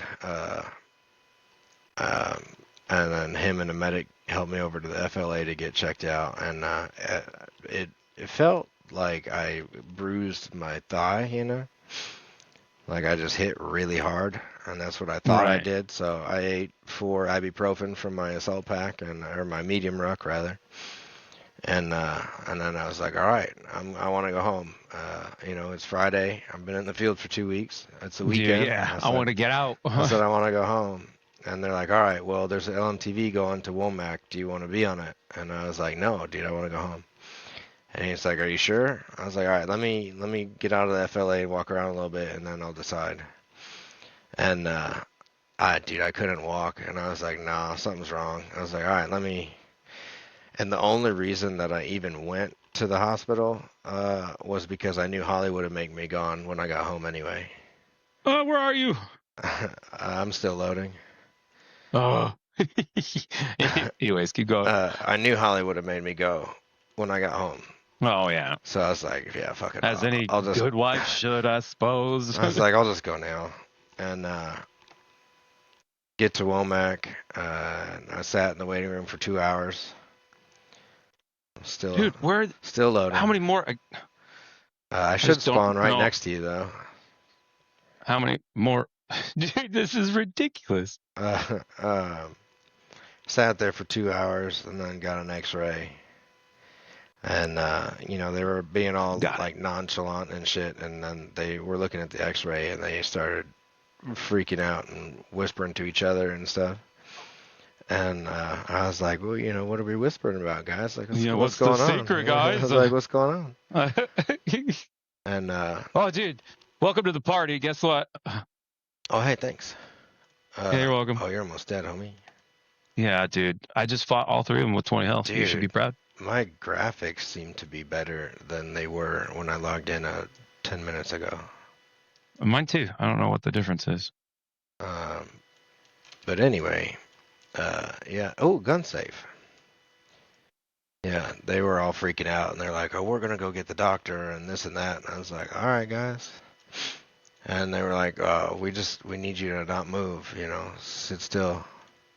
It was like Stephanie when she had Penelope. Her blood pressure was so high, but they were being so calm and nonchalant about it. Like, oh no, it's all good. Yeah, like, you're fine. Of course, not trying to freak you out, but like the little whispers back there, like. Yeah. So the doctor comes back over and says, "What?" Well, I heard one of them whisper. Well, whisper, quote unquote. They were talking to each other, and I heard one of them say, "He's been sitting on that for 2 hours." Oh, that's not a good thing to hear. I was like, "Sitting on what, guys? Fill me in, And the doctor came out. They put me back in the waiting room, and the doctor came out a few minutes later, and he was like, "Hey, man, so here's the deal." He said, "Oh, Nick, come back upstairs." He said, "Your femur's broken." I was like, "Oh, okay. That's the big one, right?" Yeah, the strong, isn't it the strongest bone in your body, I think? I was like, "That's the big one, right?" And he's like, "Yeah." And he said, we can do a surgery to fix it, but I'm not comfortable attempting that surgery. So you've got a choice of you can either go to Duke or to UNC." But so then at that point, it's how serious it is now. It's like we can't do that here. Like, I was like, "What do you mean you're not comfortable?" I was like, "Well, thanks for being honest, and not just trying to do it and fucking me up." But I was like, "All right, why would I want to go to one over the other? Like you're giving me the choice. What for?" All right, let's name these now, just so we don't have the problem we always have. All right, this top left box will be mine. You want to make yours top right? Sure. They explained it. This hospital is better at this. This hospital is better at that. Which makes sense. They've got different equipment and different, yeah. Ultimately, they said Duke is better at emergency trauma for my specific type of trauma. I got wood and stone so far. I did ammo. Let's do weapons. And tools. Food. Top one will be food here. Alright, this one's tools. Nice, dude. This is so much better than we normally do. Let's just place a bunch of boxes and not name them and then offload all our loot. And just dump it all. I'm going to chip through this thing and see if there's anything worthwhile in it. Okay. And they gave me, once they put me in a bed and stuff, they're like, "Hey, we're going to give you something for pain." And I was like, "No, don't worry about it. I took 4 ibuprofen on the drop zone." You're going to need more than that. And they said, "No, we're going to give you some morphine." And I was like, "Okay." And that's the good stuff, right? Oh, they gave it to me, dude, and my fingers and my toes started to burn. Oh. And that was it. That's all it did. And my legs still hurt. And now I just had burning extremities. And, yeah, that's rough. No. And they're like, "All right, well, we just gave it to you. We can't give you anything else for a little bit." I want to make a new box for seeds real quick, too. All right. The ambulance homies show up, and they start to load me onto the bed, and then they have to stop because some dude in the ER is freaking out, screaming and yelling, and he's just dude screaming, "You're killing me! You're killing me!" And like he's fighting the nursing staff and just like going off. And I was like, guys, what's going on? Fill me in. And they're like, oh, some underage kid got brought in because he's like alcohol poisoning drunk. And he's fighting the hospital staff and stuff. I'm like, well, his career is over. And they had to wait for him to get subdued before they could pull him into the hallway. So we were just sitting there bullshitting while this guy's screaming and fighting and stuff. And then they get me in the ambulance, start driving to Duke, and they put me on fentanyl, which did work. Oh yeah. Yeah, that did work. I no longer felt anything at all, and do we have a parts box? not yet. All right, there we go. I'll leave the last one empty for now. Then I just bullshitted with the guy in the back of the ambulance about his job until we got to Duke, and then Duke put me on Dilaudid, which also worked. Well, at least they're finding the stuff that's working for you. Yeah. I couldn't imagine having a dude. I got into a fight with one of the nurses because she came in and she was real timid, and she's like, "Hey, I have to take your your boots and your pants off," and I was like, "Okay, cool." And she said, "I'm gonna cut them off," and I said, "Absolutely not." You know how much these are worth? Yeah, I was like, dude, I had to buy these. These aren't issued. And I was like, no, just pull them off. And she's like, that might hurt. I was like, dude, I don't care. Pull them off. She's like, all right. And she, untied. And looking back on it, she wouldn't have cut my boots. She would have cut the laces. But right, yeah. At the time. Then I got to worry about going to get new laces. Yeah. So at the time, dude, I was just like, absolutely not. You're not cutting my boots or my pants. And she ended up just pulling them off. And then how was it painful at that point, or was it the Dilaudid was doing its job? Oh, that's good. No. And then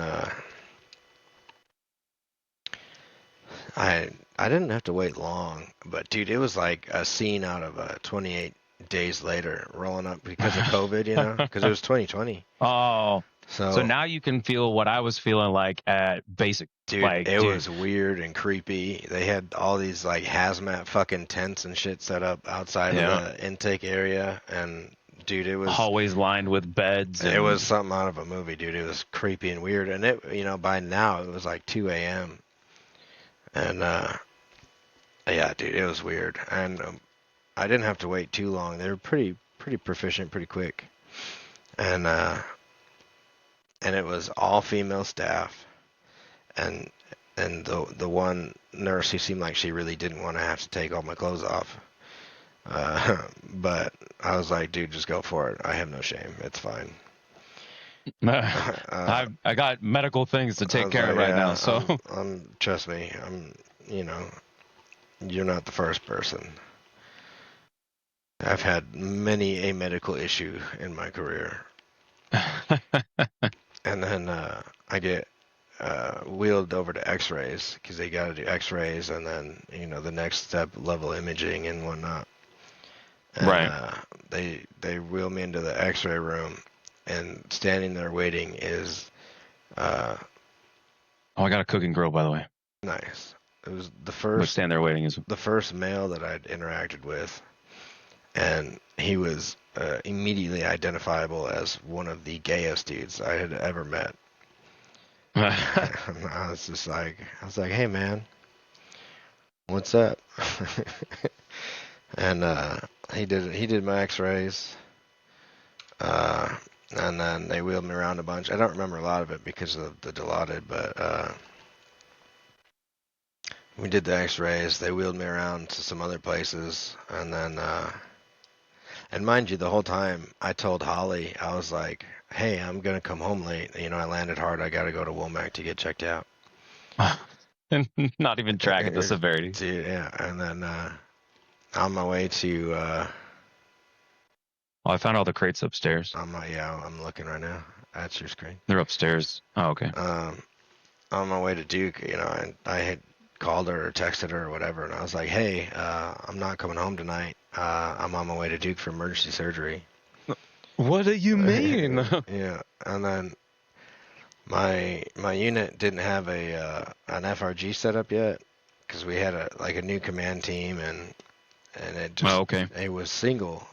The commander wasn't married, so normally the commander's wife heads the FRG. Right. And Which, yeah, it's been how it was at all 3, 4 of my command changes. So, yeah, well, uh, he wasn't married, and excuse me, the FRG really wasn't existent at the time. Not like it was okay. in some of my other units, but Right. so what was happening was I would call my FDO, my fire direction officer, which is a lieutenant that I work with, which is unique to my job. Usually there's, the platoon leader as the only lieutenant that you work with outside of the commander himself, who's, a captain. Right.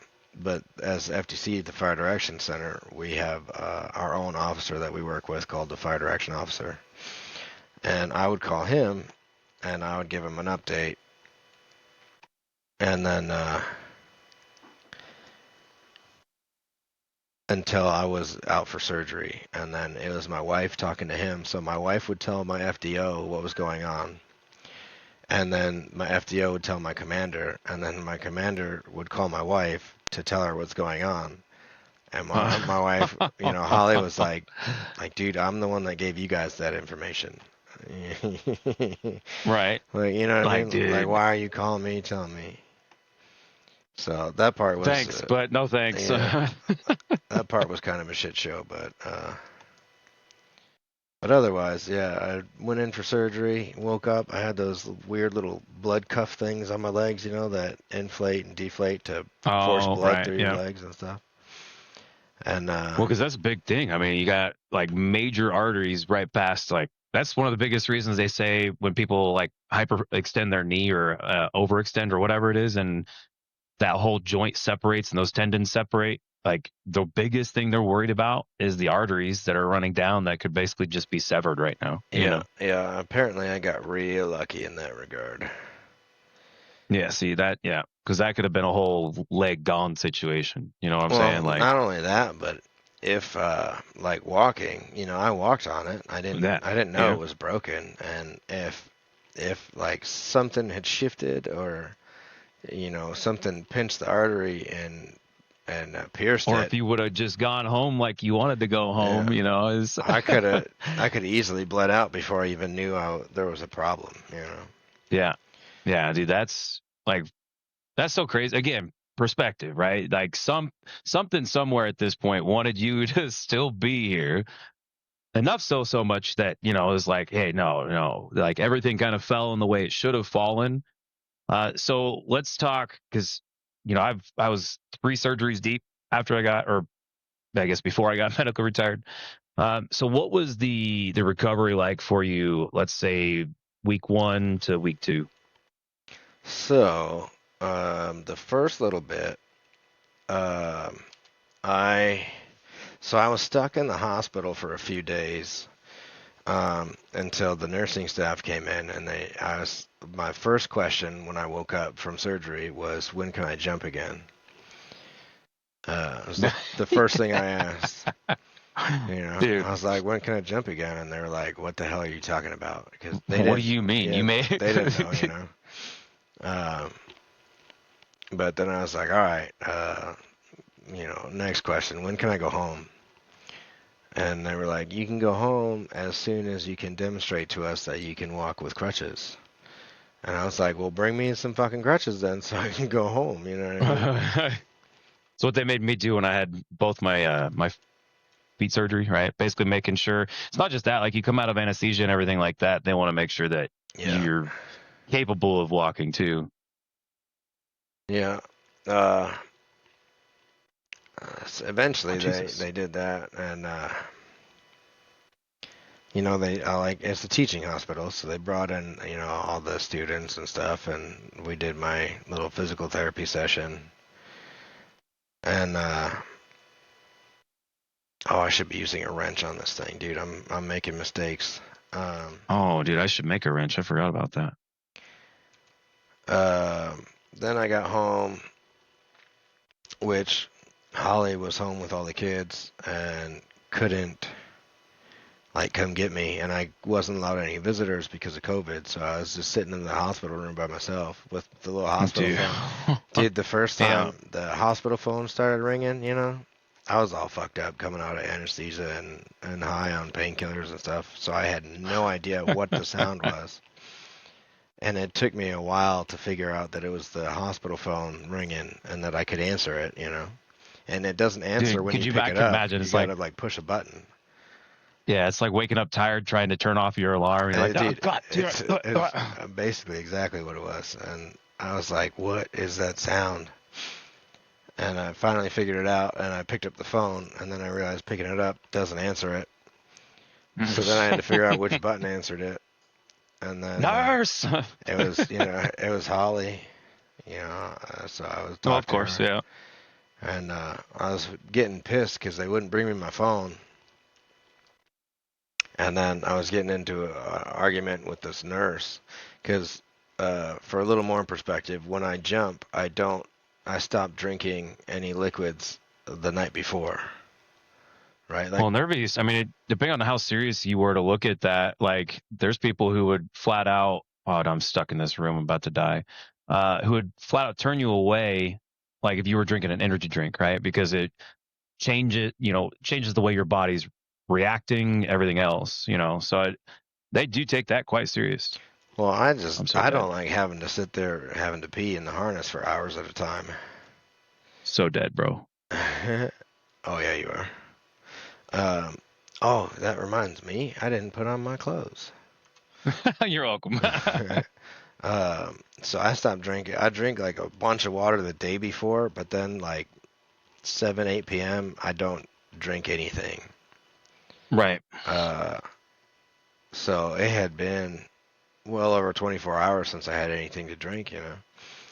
And this nurse kept coming in, and I kept asking her for water, and she was like, "Oh, you know, you don't need water. You have an IV."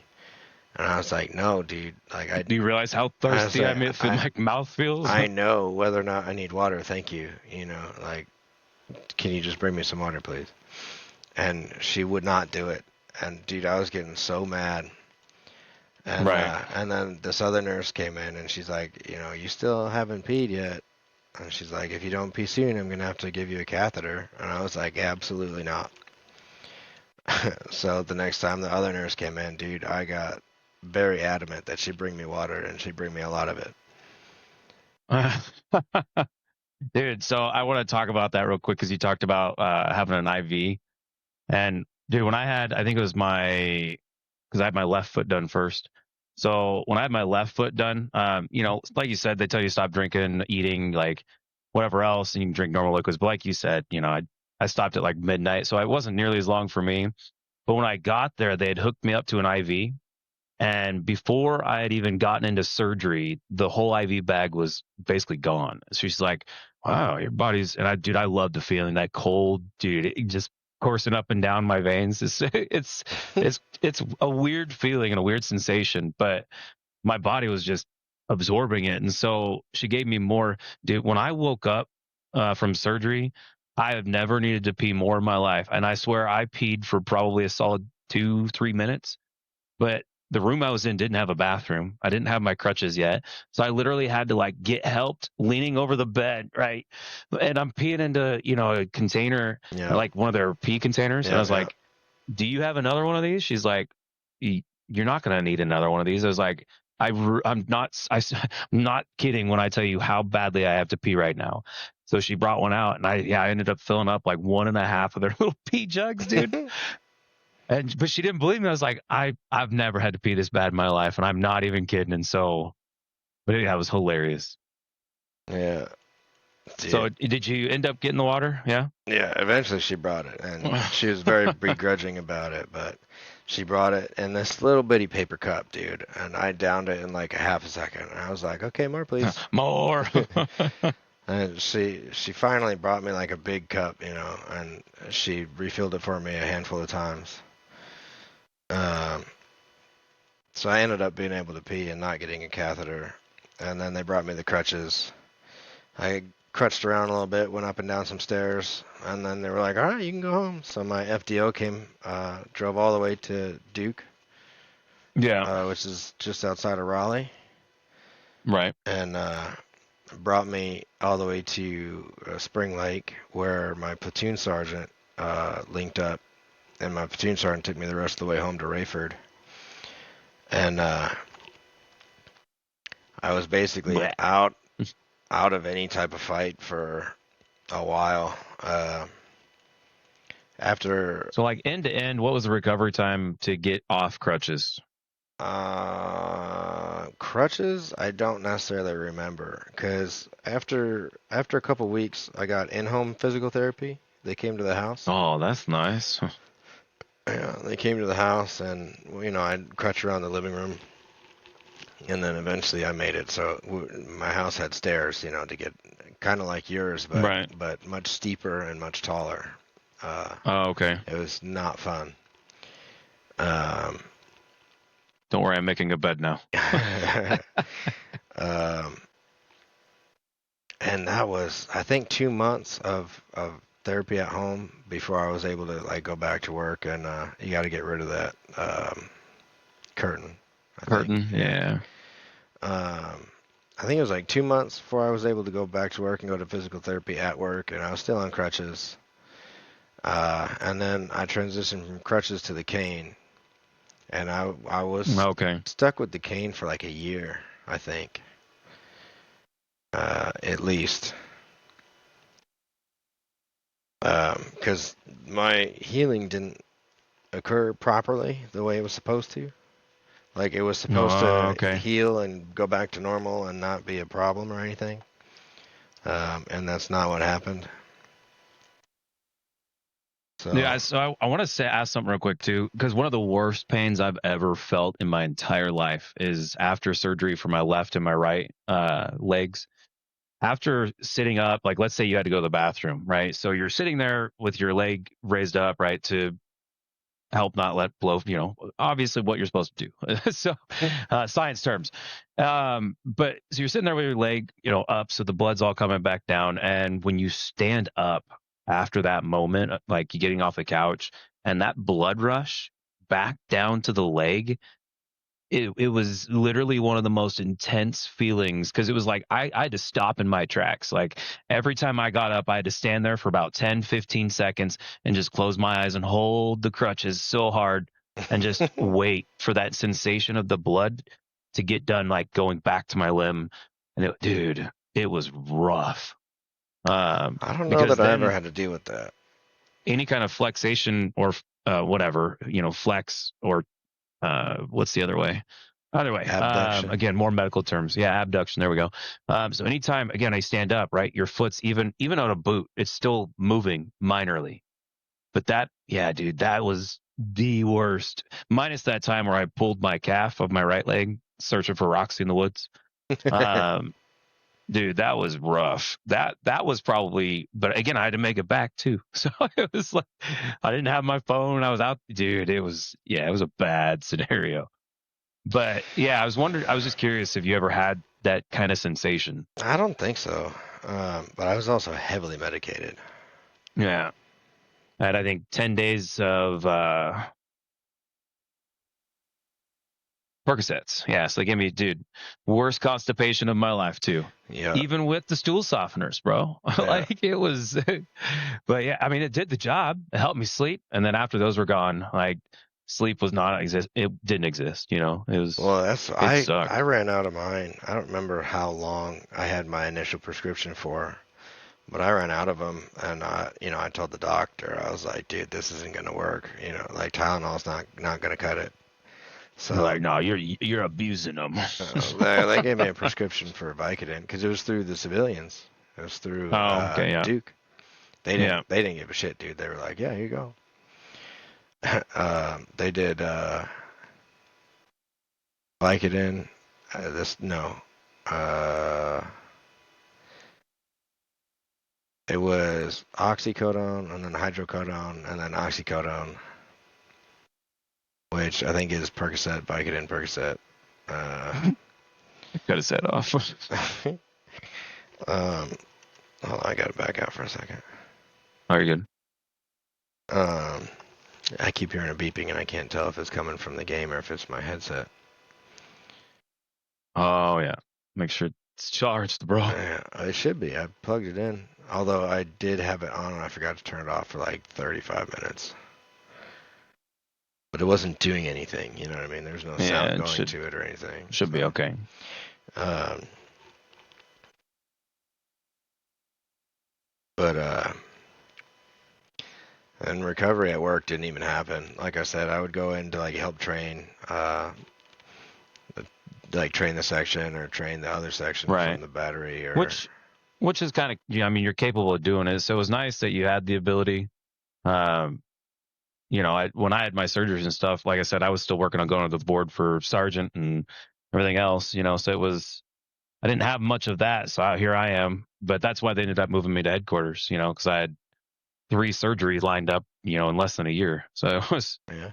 but the problem, like for you, I should have done what you did. I should have, like when I messed my shoulder up, I went a whole year of physical therapy and everything else to find out that in the MRI, right, I had a torn labrum, rotator cuff, bicep issues. So it was like, there's all these things I could have taken care of a month prior, 2 months, 3 months, 6 months but I went through physical therapy for 8 months before they even decided to give me an MRI. Yeah, But I was in physical therapy for a full year before they discharged me.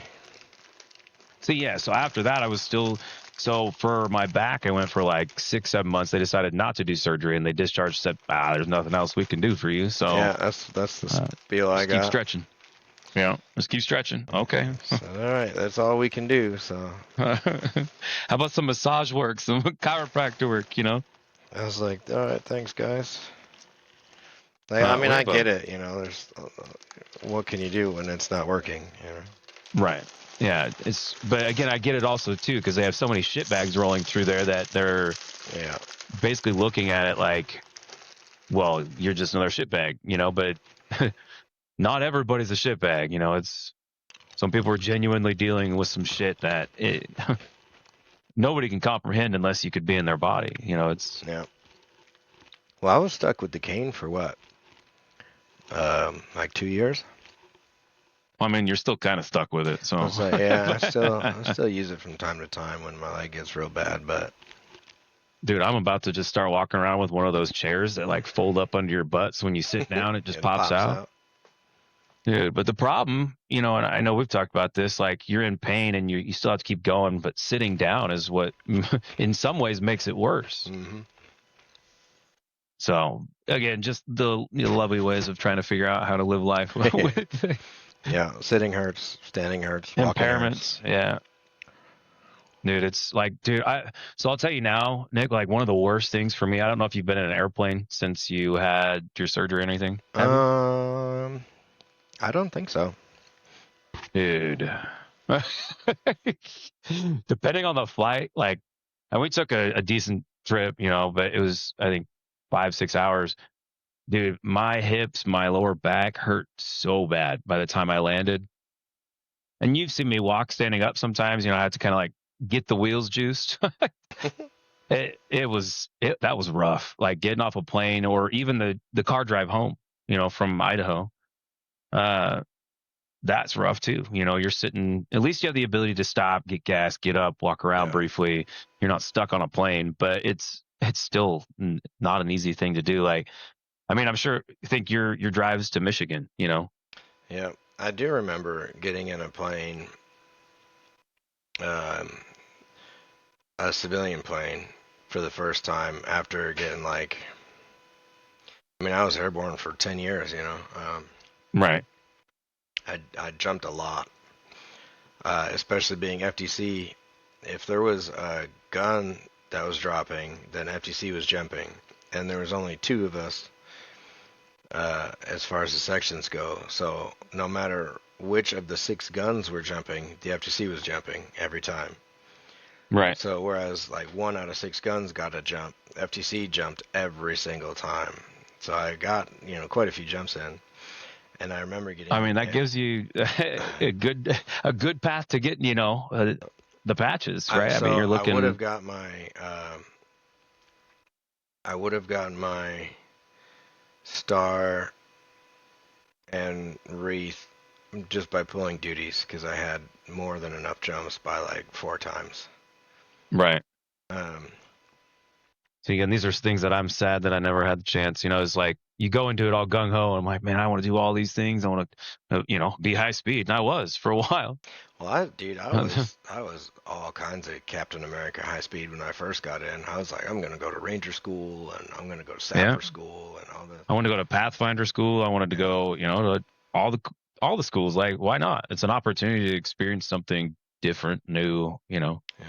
No, I got on the plane to probably fly to Michigan or something. I don't remember, but dude, it was weird, man. I was like, this is the weirdest sensation of going up into the air in a plane, knowing that I'm also going to land still on the plane. I told Yeah. I told the person next to me, I was like, this is strange for me, because I'm used to taking off in airplanes all the time. I'm not in the plane anymore when it lands. Yeah. It was a weird, yeah. So that was kind of me after, I guess I'd flown a couple times, but after you jump so many times, like you're saying, even if it's been a year, 2 years, but you have, 10, 15, 20 jumps between all that, you start to forget what it feels like to land on a plane. Yeah, dude, it was weird, but you know, like I was But I want to saying, ask you go ahead. a question. Oh, yeah, no, you're good. You're good. Keep going. I was gonna say, I was really, really. I don't want to use the term blessed, but I was really lucky to have the chain of command that I did because my whole situation could have been so much worse, and the whole experience could have been so much worse and more shitty had Right. I had And a I bad feel chain that of too. command. Yeah. And I know I talked to you about, because you and I were, talking at that point on my way out. And so it was, a situation where I had somebody in headquarters with me, Corey, great man, super helpful. I appreciate everything he did for me. But he went through, again, the med board process twice, technically, and first time he fought it, second time he got his extension so he could get his retirement, like his actual, not medical retirement. I forget that what they call that. But it's basically extending the service and putting you in a auxiliary role, I guess, basically to fill a spot and still have a job, but finish out your time. Mm. Forget there's a specific term they call to it. But it is, I definitely agree with that. Like I said, there's areas where my leadership certainly dropped the ball. There's things that they could have done to help a little bit better, but it was also difficult because as I was getting out, the command change was happening. So now here comes a new commander. First Sergeant Luck was still there, but here comes a new commander who, as you know, it's not all First Sergeant. Like commander has a lot of say and a lot of things they have to put into, like the commander statement for your retirement, Yeah. medical retirement. So at least for me, my commander pulled me in one-on-one, but it was a new commander. So I had to basically go through and re-explain everything that I had already been dealing with my previous men team, so Yeah, dude, chain of command makes or breaks everything. It makes or breaks your experience. It can having a good chain of command in your first duty station, your first assignment can make the difference between a career, like a lifelong career in the military versus a single enlistment and then getting out because it's fucking miserable. right. So I want to ask because you mentioned, and I know you've talked about it, which it kind of attributes to some of the issues you have remembering certain things, like how many exact jumps you have. And so, Nick, remind me, how many TBIs did you end up having diagnosed through airborne and other related means in your time? 4, I think. Okay. I want to look up. I I want to think look up 4. something here real Yeah. quick. So, I mean, think about football, right? There's a lot of football players now, especially for any reason, and obviously they're like the guardian caps and stuff like that. But concussions are a huge thing. But I'm curious, how many TBIs can your body or brain, I guess, brain realistically handle over a lifetime? I'm curious.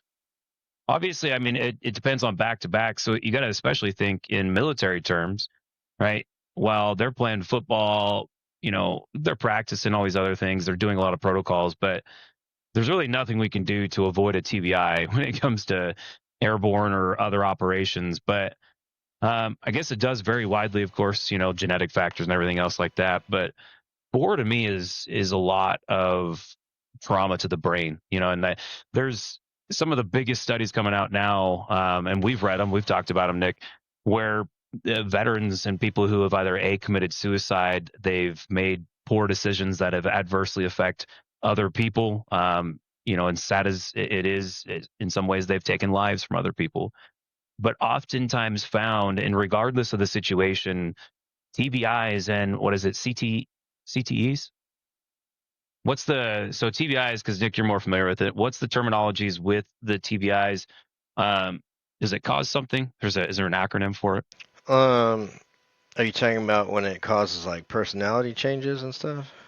Yeah, there it is. Chronic traumatic encephalopathy. There we go. Got to slow down.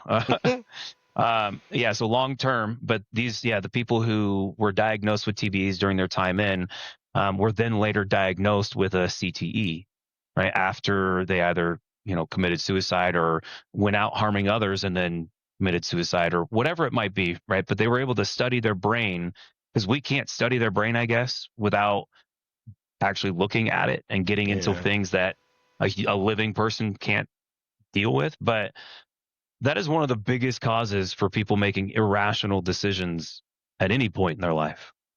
So I think that's a big thing, obviously, maybe like the NFL is starting to look at like guardian caps. I know we have helmets, right? We have padding in those helmets, but there's only so much your brain can withstand. Yeah, it's also lowest bidder produced, so it's not like it's Right. exceptional or anything.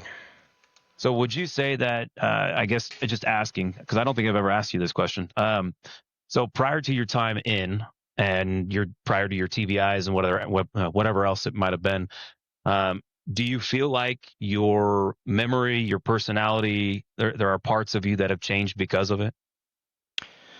Um, Like, is your memory worse, let's say? So from before you were in to now? oh yeah, Um, yeah, significantly. and I'm sure there's parts of your service, while you remember it, you may not remember it as vividly, especially in those times where you did have a TBI. I remember very little, to be honest. I remember,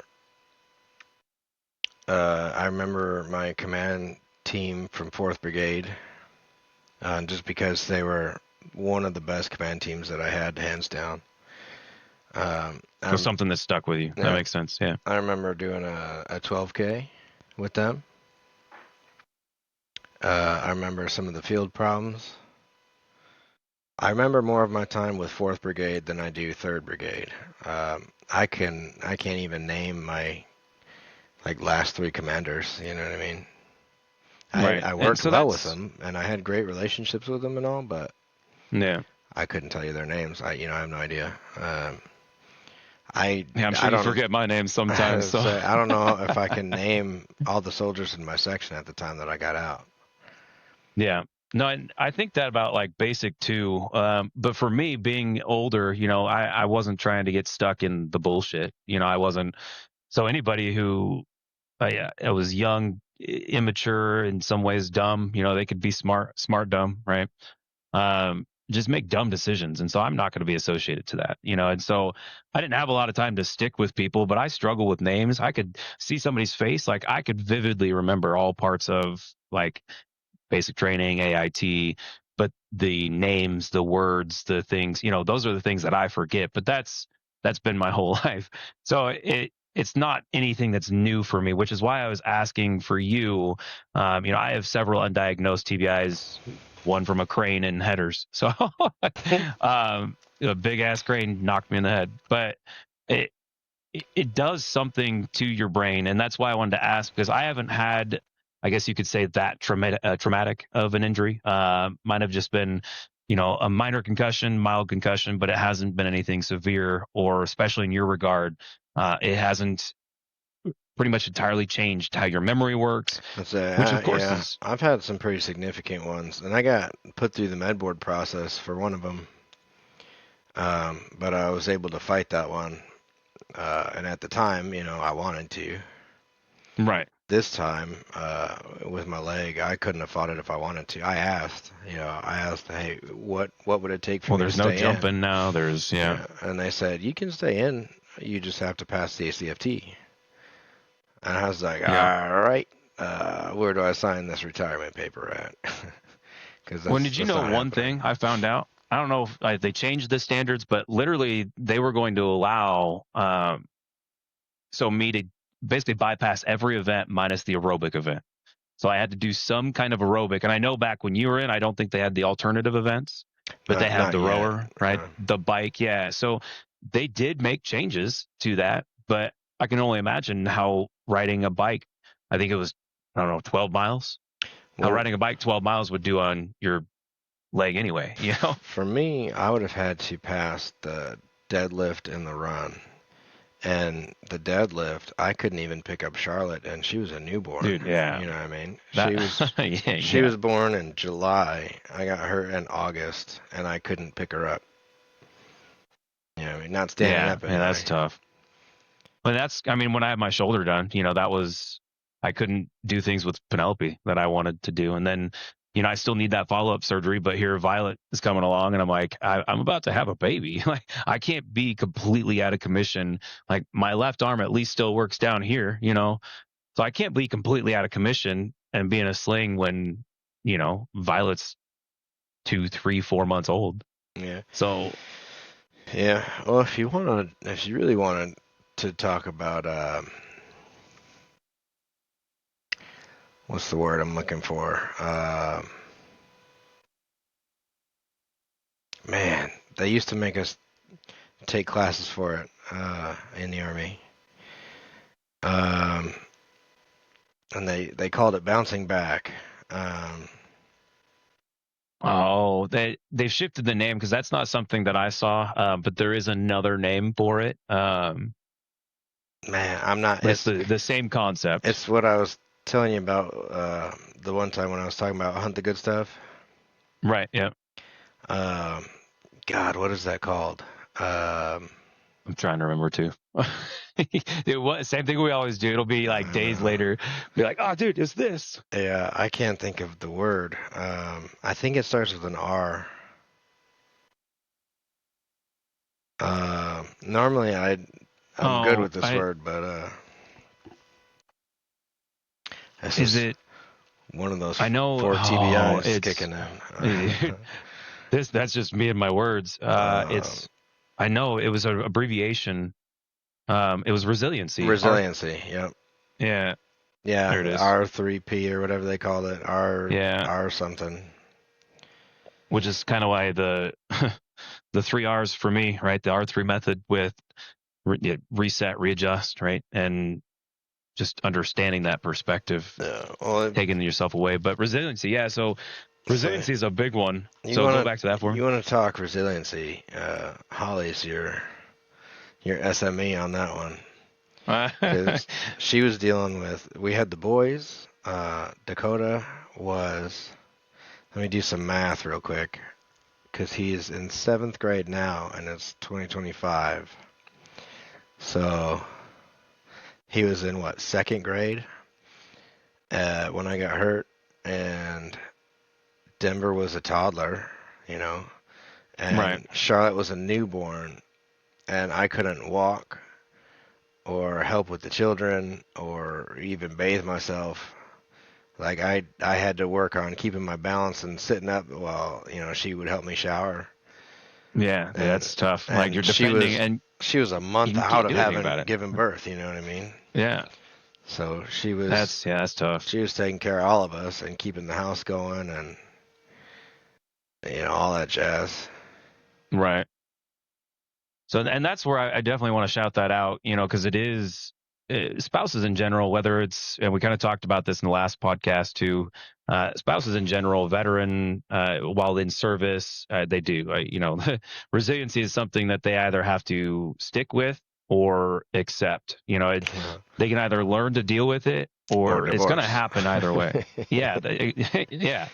So and it's hard because it's not like, they asked for it in some ways. And granted, like we have a fantastic setup for our family now, right? Medically retired. So in some regard, like, does the struggle outweigh, what is the outcome, right? Or is it the other way?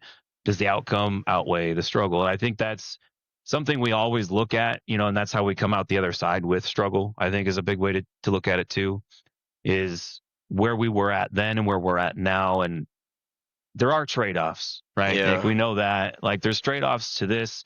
Like, yeah, cool, I get these, but I don't have this, so there are things that I get, right? That it's life altering, life changing, and there's things that I'll never be able to do again in the same way you can't do again. That's why we've talked about disc golf instead of regular golf. Yeah. It's almost impossible for me to swing a club normally and get any kind of power out of it with my left arm, but all I need is my right arm for disc golf.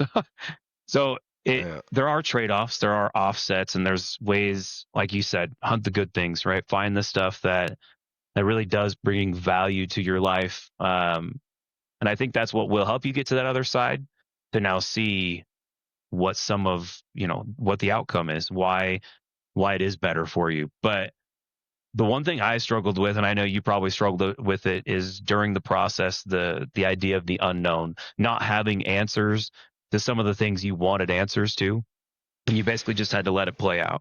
Yeah. Um, Yeah, I didn't like the uncertainty because I didn't know what my ratings were going to be. I didn't know what my right. income was going to look like. I didn't know if So I was even getting when I got my retired rating, or. right, and I know we both got a rating less than we wanted it to be. But even at that point, it was like, all right, cool. I've got my rating now.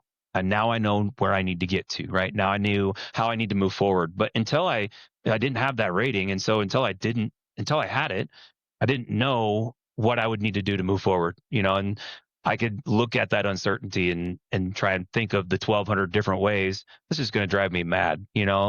So that uncertainty, it does, it sucks, and there are ways to bypass that or avoid it. And we talked about compartmentalizing, but uh, it is, yeah, the uncertainty is a hard part. So I want you to keep going on about that though. Yeah, that part sucked.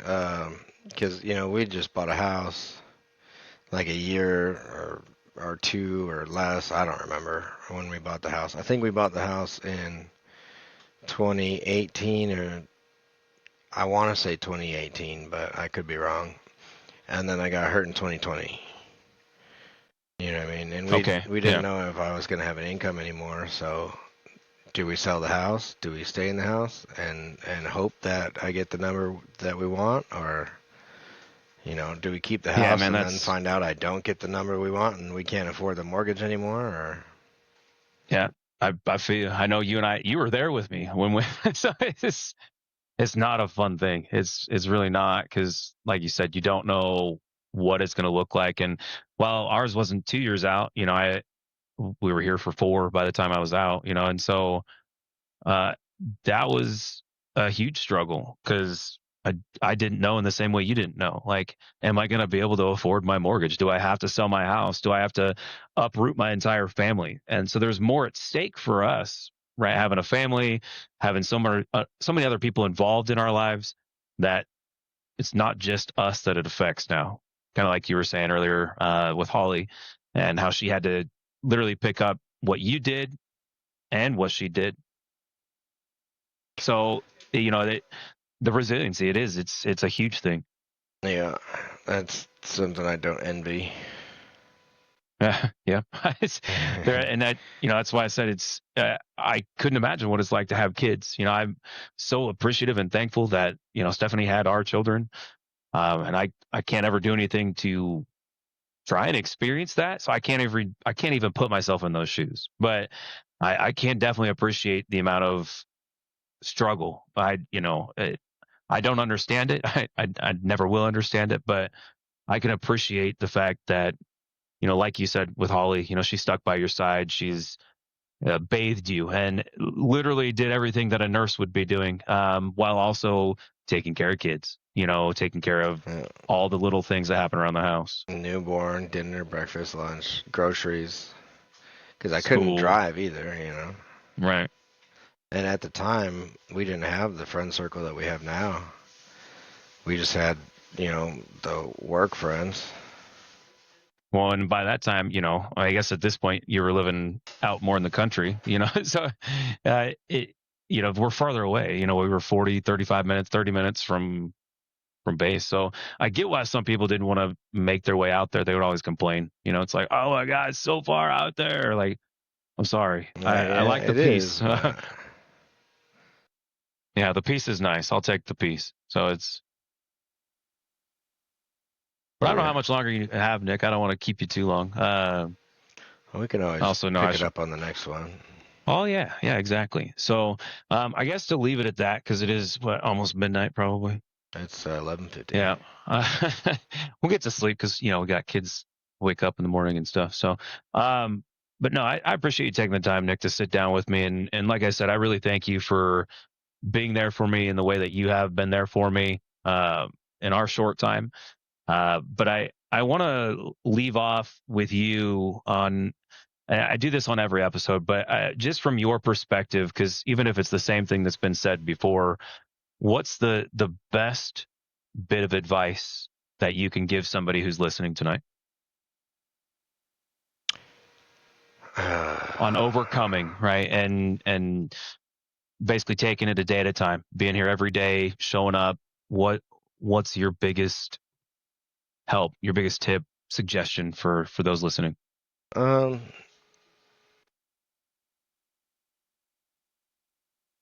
I guess really just, if not for you, for someone else. Because it's easy for me to say I've got 4 kids and a wife. So um, I know that my kids aren't going to want to share stories with their friends when they're grown up about, me as their parent and how I was this broken, depressed, shitty parent, that didn't do stuff with them or for them or Right. what have you. So if not, Which is hard because a lot of this is because you're serving your country, right? You're serving your kids, your family, everybody that lives, within the United States. So it, it's that's hard because yeah, but yeah, I want you to keep going on that. All right, I'm yeah, gonna interrupt you. no, you're good. It's just, I want to make sure that when my kids tell stories when they're adults or when they're talking to each other like I talk to my brother, they have stories that are fun to tell and not like some of the stories that I have now, Right. where it's like, oh, everything was cool, but it's not anymore. Or like, yeah, he never played catch with us, or he never played soccer with us, or he never took us on a bike ride, or he never did this or did that, or any of those things. I Right. don't want to be that parent. I want to be the parent where Dakota feels bad for other kids because their parents don't do stuff with them, or Right.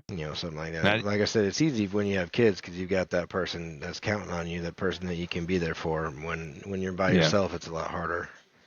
But even when because the you're only by person yourself, there's is still you. somebody. Right. Whether it's a And friend or a family member, or it's just a lot harder to see because you don't, interact with that person like you do with a spouse or a child or right. something like that. And definitely on that, and kind of going back to what we started off in the podcast in the beginning, there was presence, right? And I know you mentioned a really good point where it kind of led me down a tangent of thanking my best friend here, Nick. So, um, but again, tangent. Where was that? What did I just say? You didn't really Oh, get yes, into back it to far enough. presence. Oh yeah, Yeah, presence. back to presence. So I had mentioned, being present, right? Being in the situation, right? In the shit with your soldiers, and it's the same way kind of with your kids, but you hit it differently, right? Some people, some kids, even parents don't have a choice on whether they're present, right? And that hit hard for me because it is true, right? Parents do have a choice to not be present, but somebody goes out tonight and drives down to the liquor store and then drives back home drunk, runs into a family of four again. Now, let's say the baby was at home being watched by the grandparents. That whole family is changed forever because of one dumb decision, one minor thing. And so I love that you mentioned that the presence, and it really leaves into avoiding making dumb decisions. you know, decisions like they often say it in the military, Nick, you can say it for me. So don't make a decision that's going to what? Man, I could go 100 different directions with that. Right. So don't make a heartbeat decision, right? That takes 2 seconds to decide whether or not it's the right thing or the wrong thing for 10, 20, 30 years of jail time, right? Or 10, 20, a lifetime of now living without your kids because you got in an accident with your kids, but you lived. Yeah. They didn't. So they say it all the time in the military. And again, it's perspective, and perspective is everything, like you said, with presence and whether or not someone has a choice to be present with their kids, and some people don't even have that choice. And for those kids, that's why I've talked to Stephanie in the past. We talked, many years ago. We haven't talked about it recently, but adoption, right? Going above and beyond to give somebody a family who doesn't necessarily have a family anymore, because again, they didn't have a choice. Right? It's not their reason or their choice that they're in foster care or an orphanage, or. Yeah, I would So love to go that route if I had the means.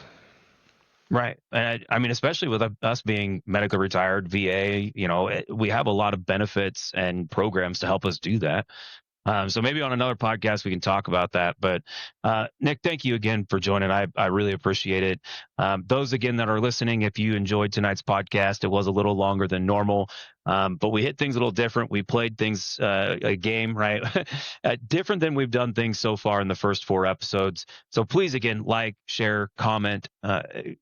Subscribe, help somebody hear this story because Nick has a story worth hearing, and there's so much more we could talk about. And like you said, we'll definitely get into it at a later date, probably doing what we did tonight. So thank you again, everybody, for listening. Nick, I want you to leave us off with the last thing you talked about, or that you've talked about, and I've talked to you about hunting the good things. Tell me the last before we jump off here. What is hunting the good things to you? Um, that one's pretty easy because it got drilled into us so much in my time in Fourth Brigade. It was really big back then. Suicides were a lot more prevalent, so they were really big on resiliency training Yeah. and teaching you to look at the good in a situation because regardless of how shitty something is or how awful it seems or miserable it seems, there's always something good or positive that you can find in it, and that's hunting the good stuff is instead of focusing on why it's miserable or why it sucks, what is it that's not miserable or what is it that doesn't suck, and focus on that instead. Perfect. And I love that, Nick. And thank you again for bringing up the hunt the good things, because it leads me back to, I think it was the third episode of the Tavern After Dark, where I was solo in that one. But I talked about a good friend of mine, Abduli. And in that solo video, Nick, you were there. I had talked to you. You helped me bring some water over to fix my well. But at that time, I was like, well, man, I don't have any water. Can't take a shower, but I can still go down to the store and get some water. I can still call my good buddy Nick to bring over some water to help prime my well. But my buddy Abduli, he's got to walk down to a well, wheel up a bucket full of water, put it in his bucket or his canteen or whatever it is, and take it back with him. you know so I at least have the capability. Sure, my pump broke, it's working now, great. But what helped me through that, not blow a gasket was just understanding like, man, it could be a whole lot worse. Yeah. Like you said, It can hunt always the be good things. worse. So that's, it kind of goes hand in hand, right? Hunt the good things. It could be a whole lot worse. Find another perspective, right? Some other way to help you see the light, right? See that there is somebody that's dealing with something likely 10 times, 100 times worse than what you and I are even dealing with. And that's not to discount what we're going through, right?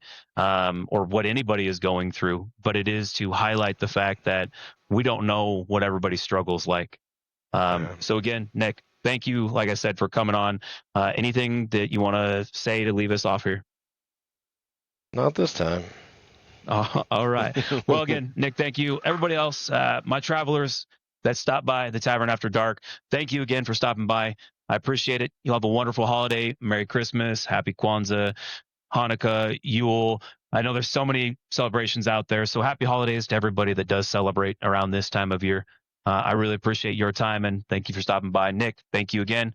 Can't wait to have you back. Thank you.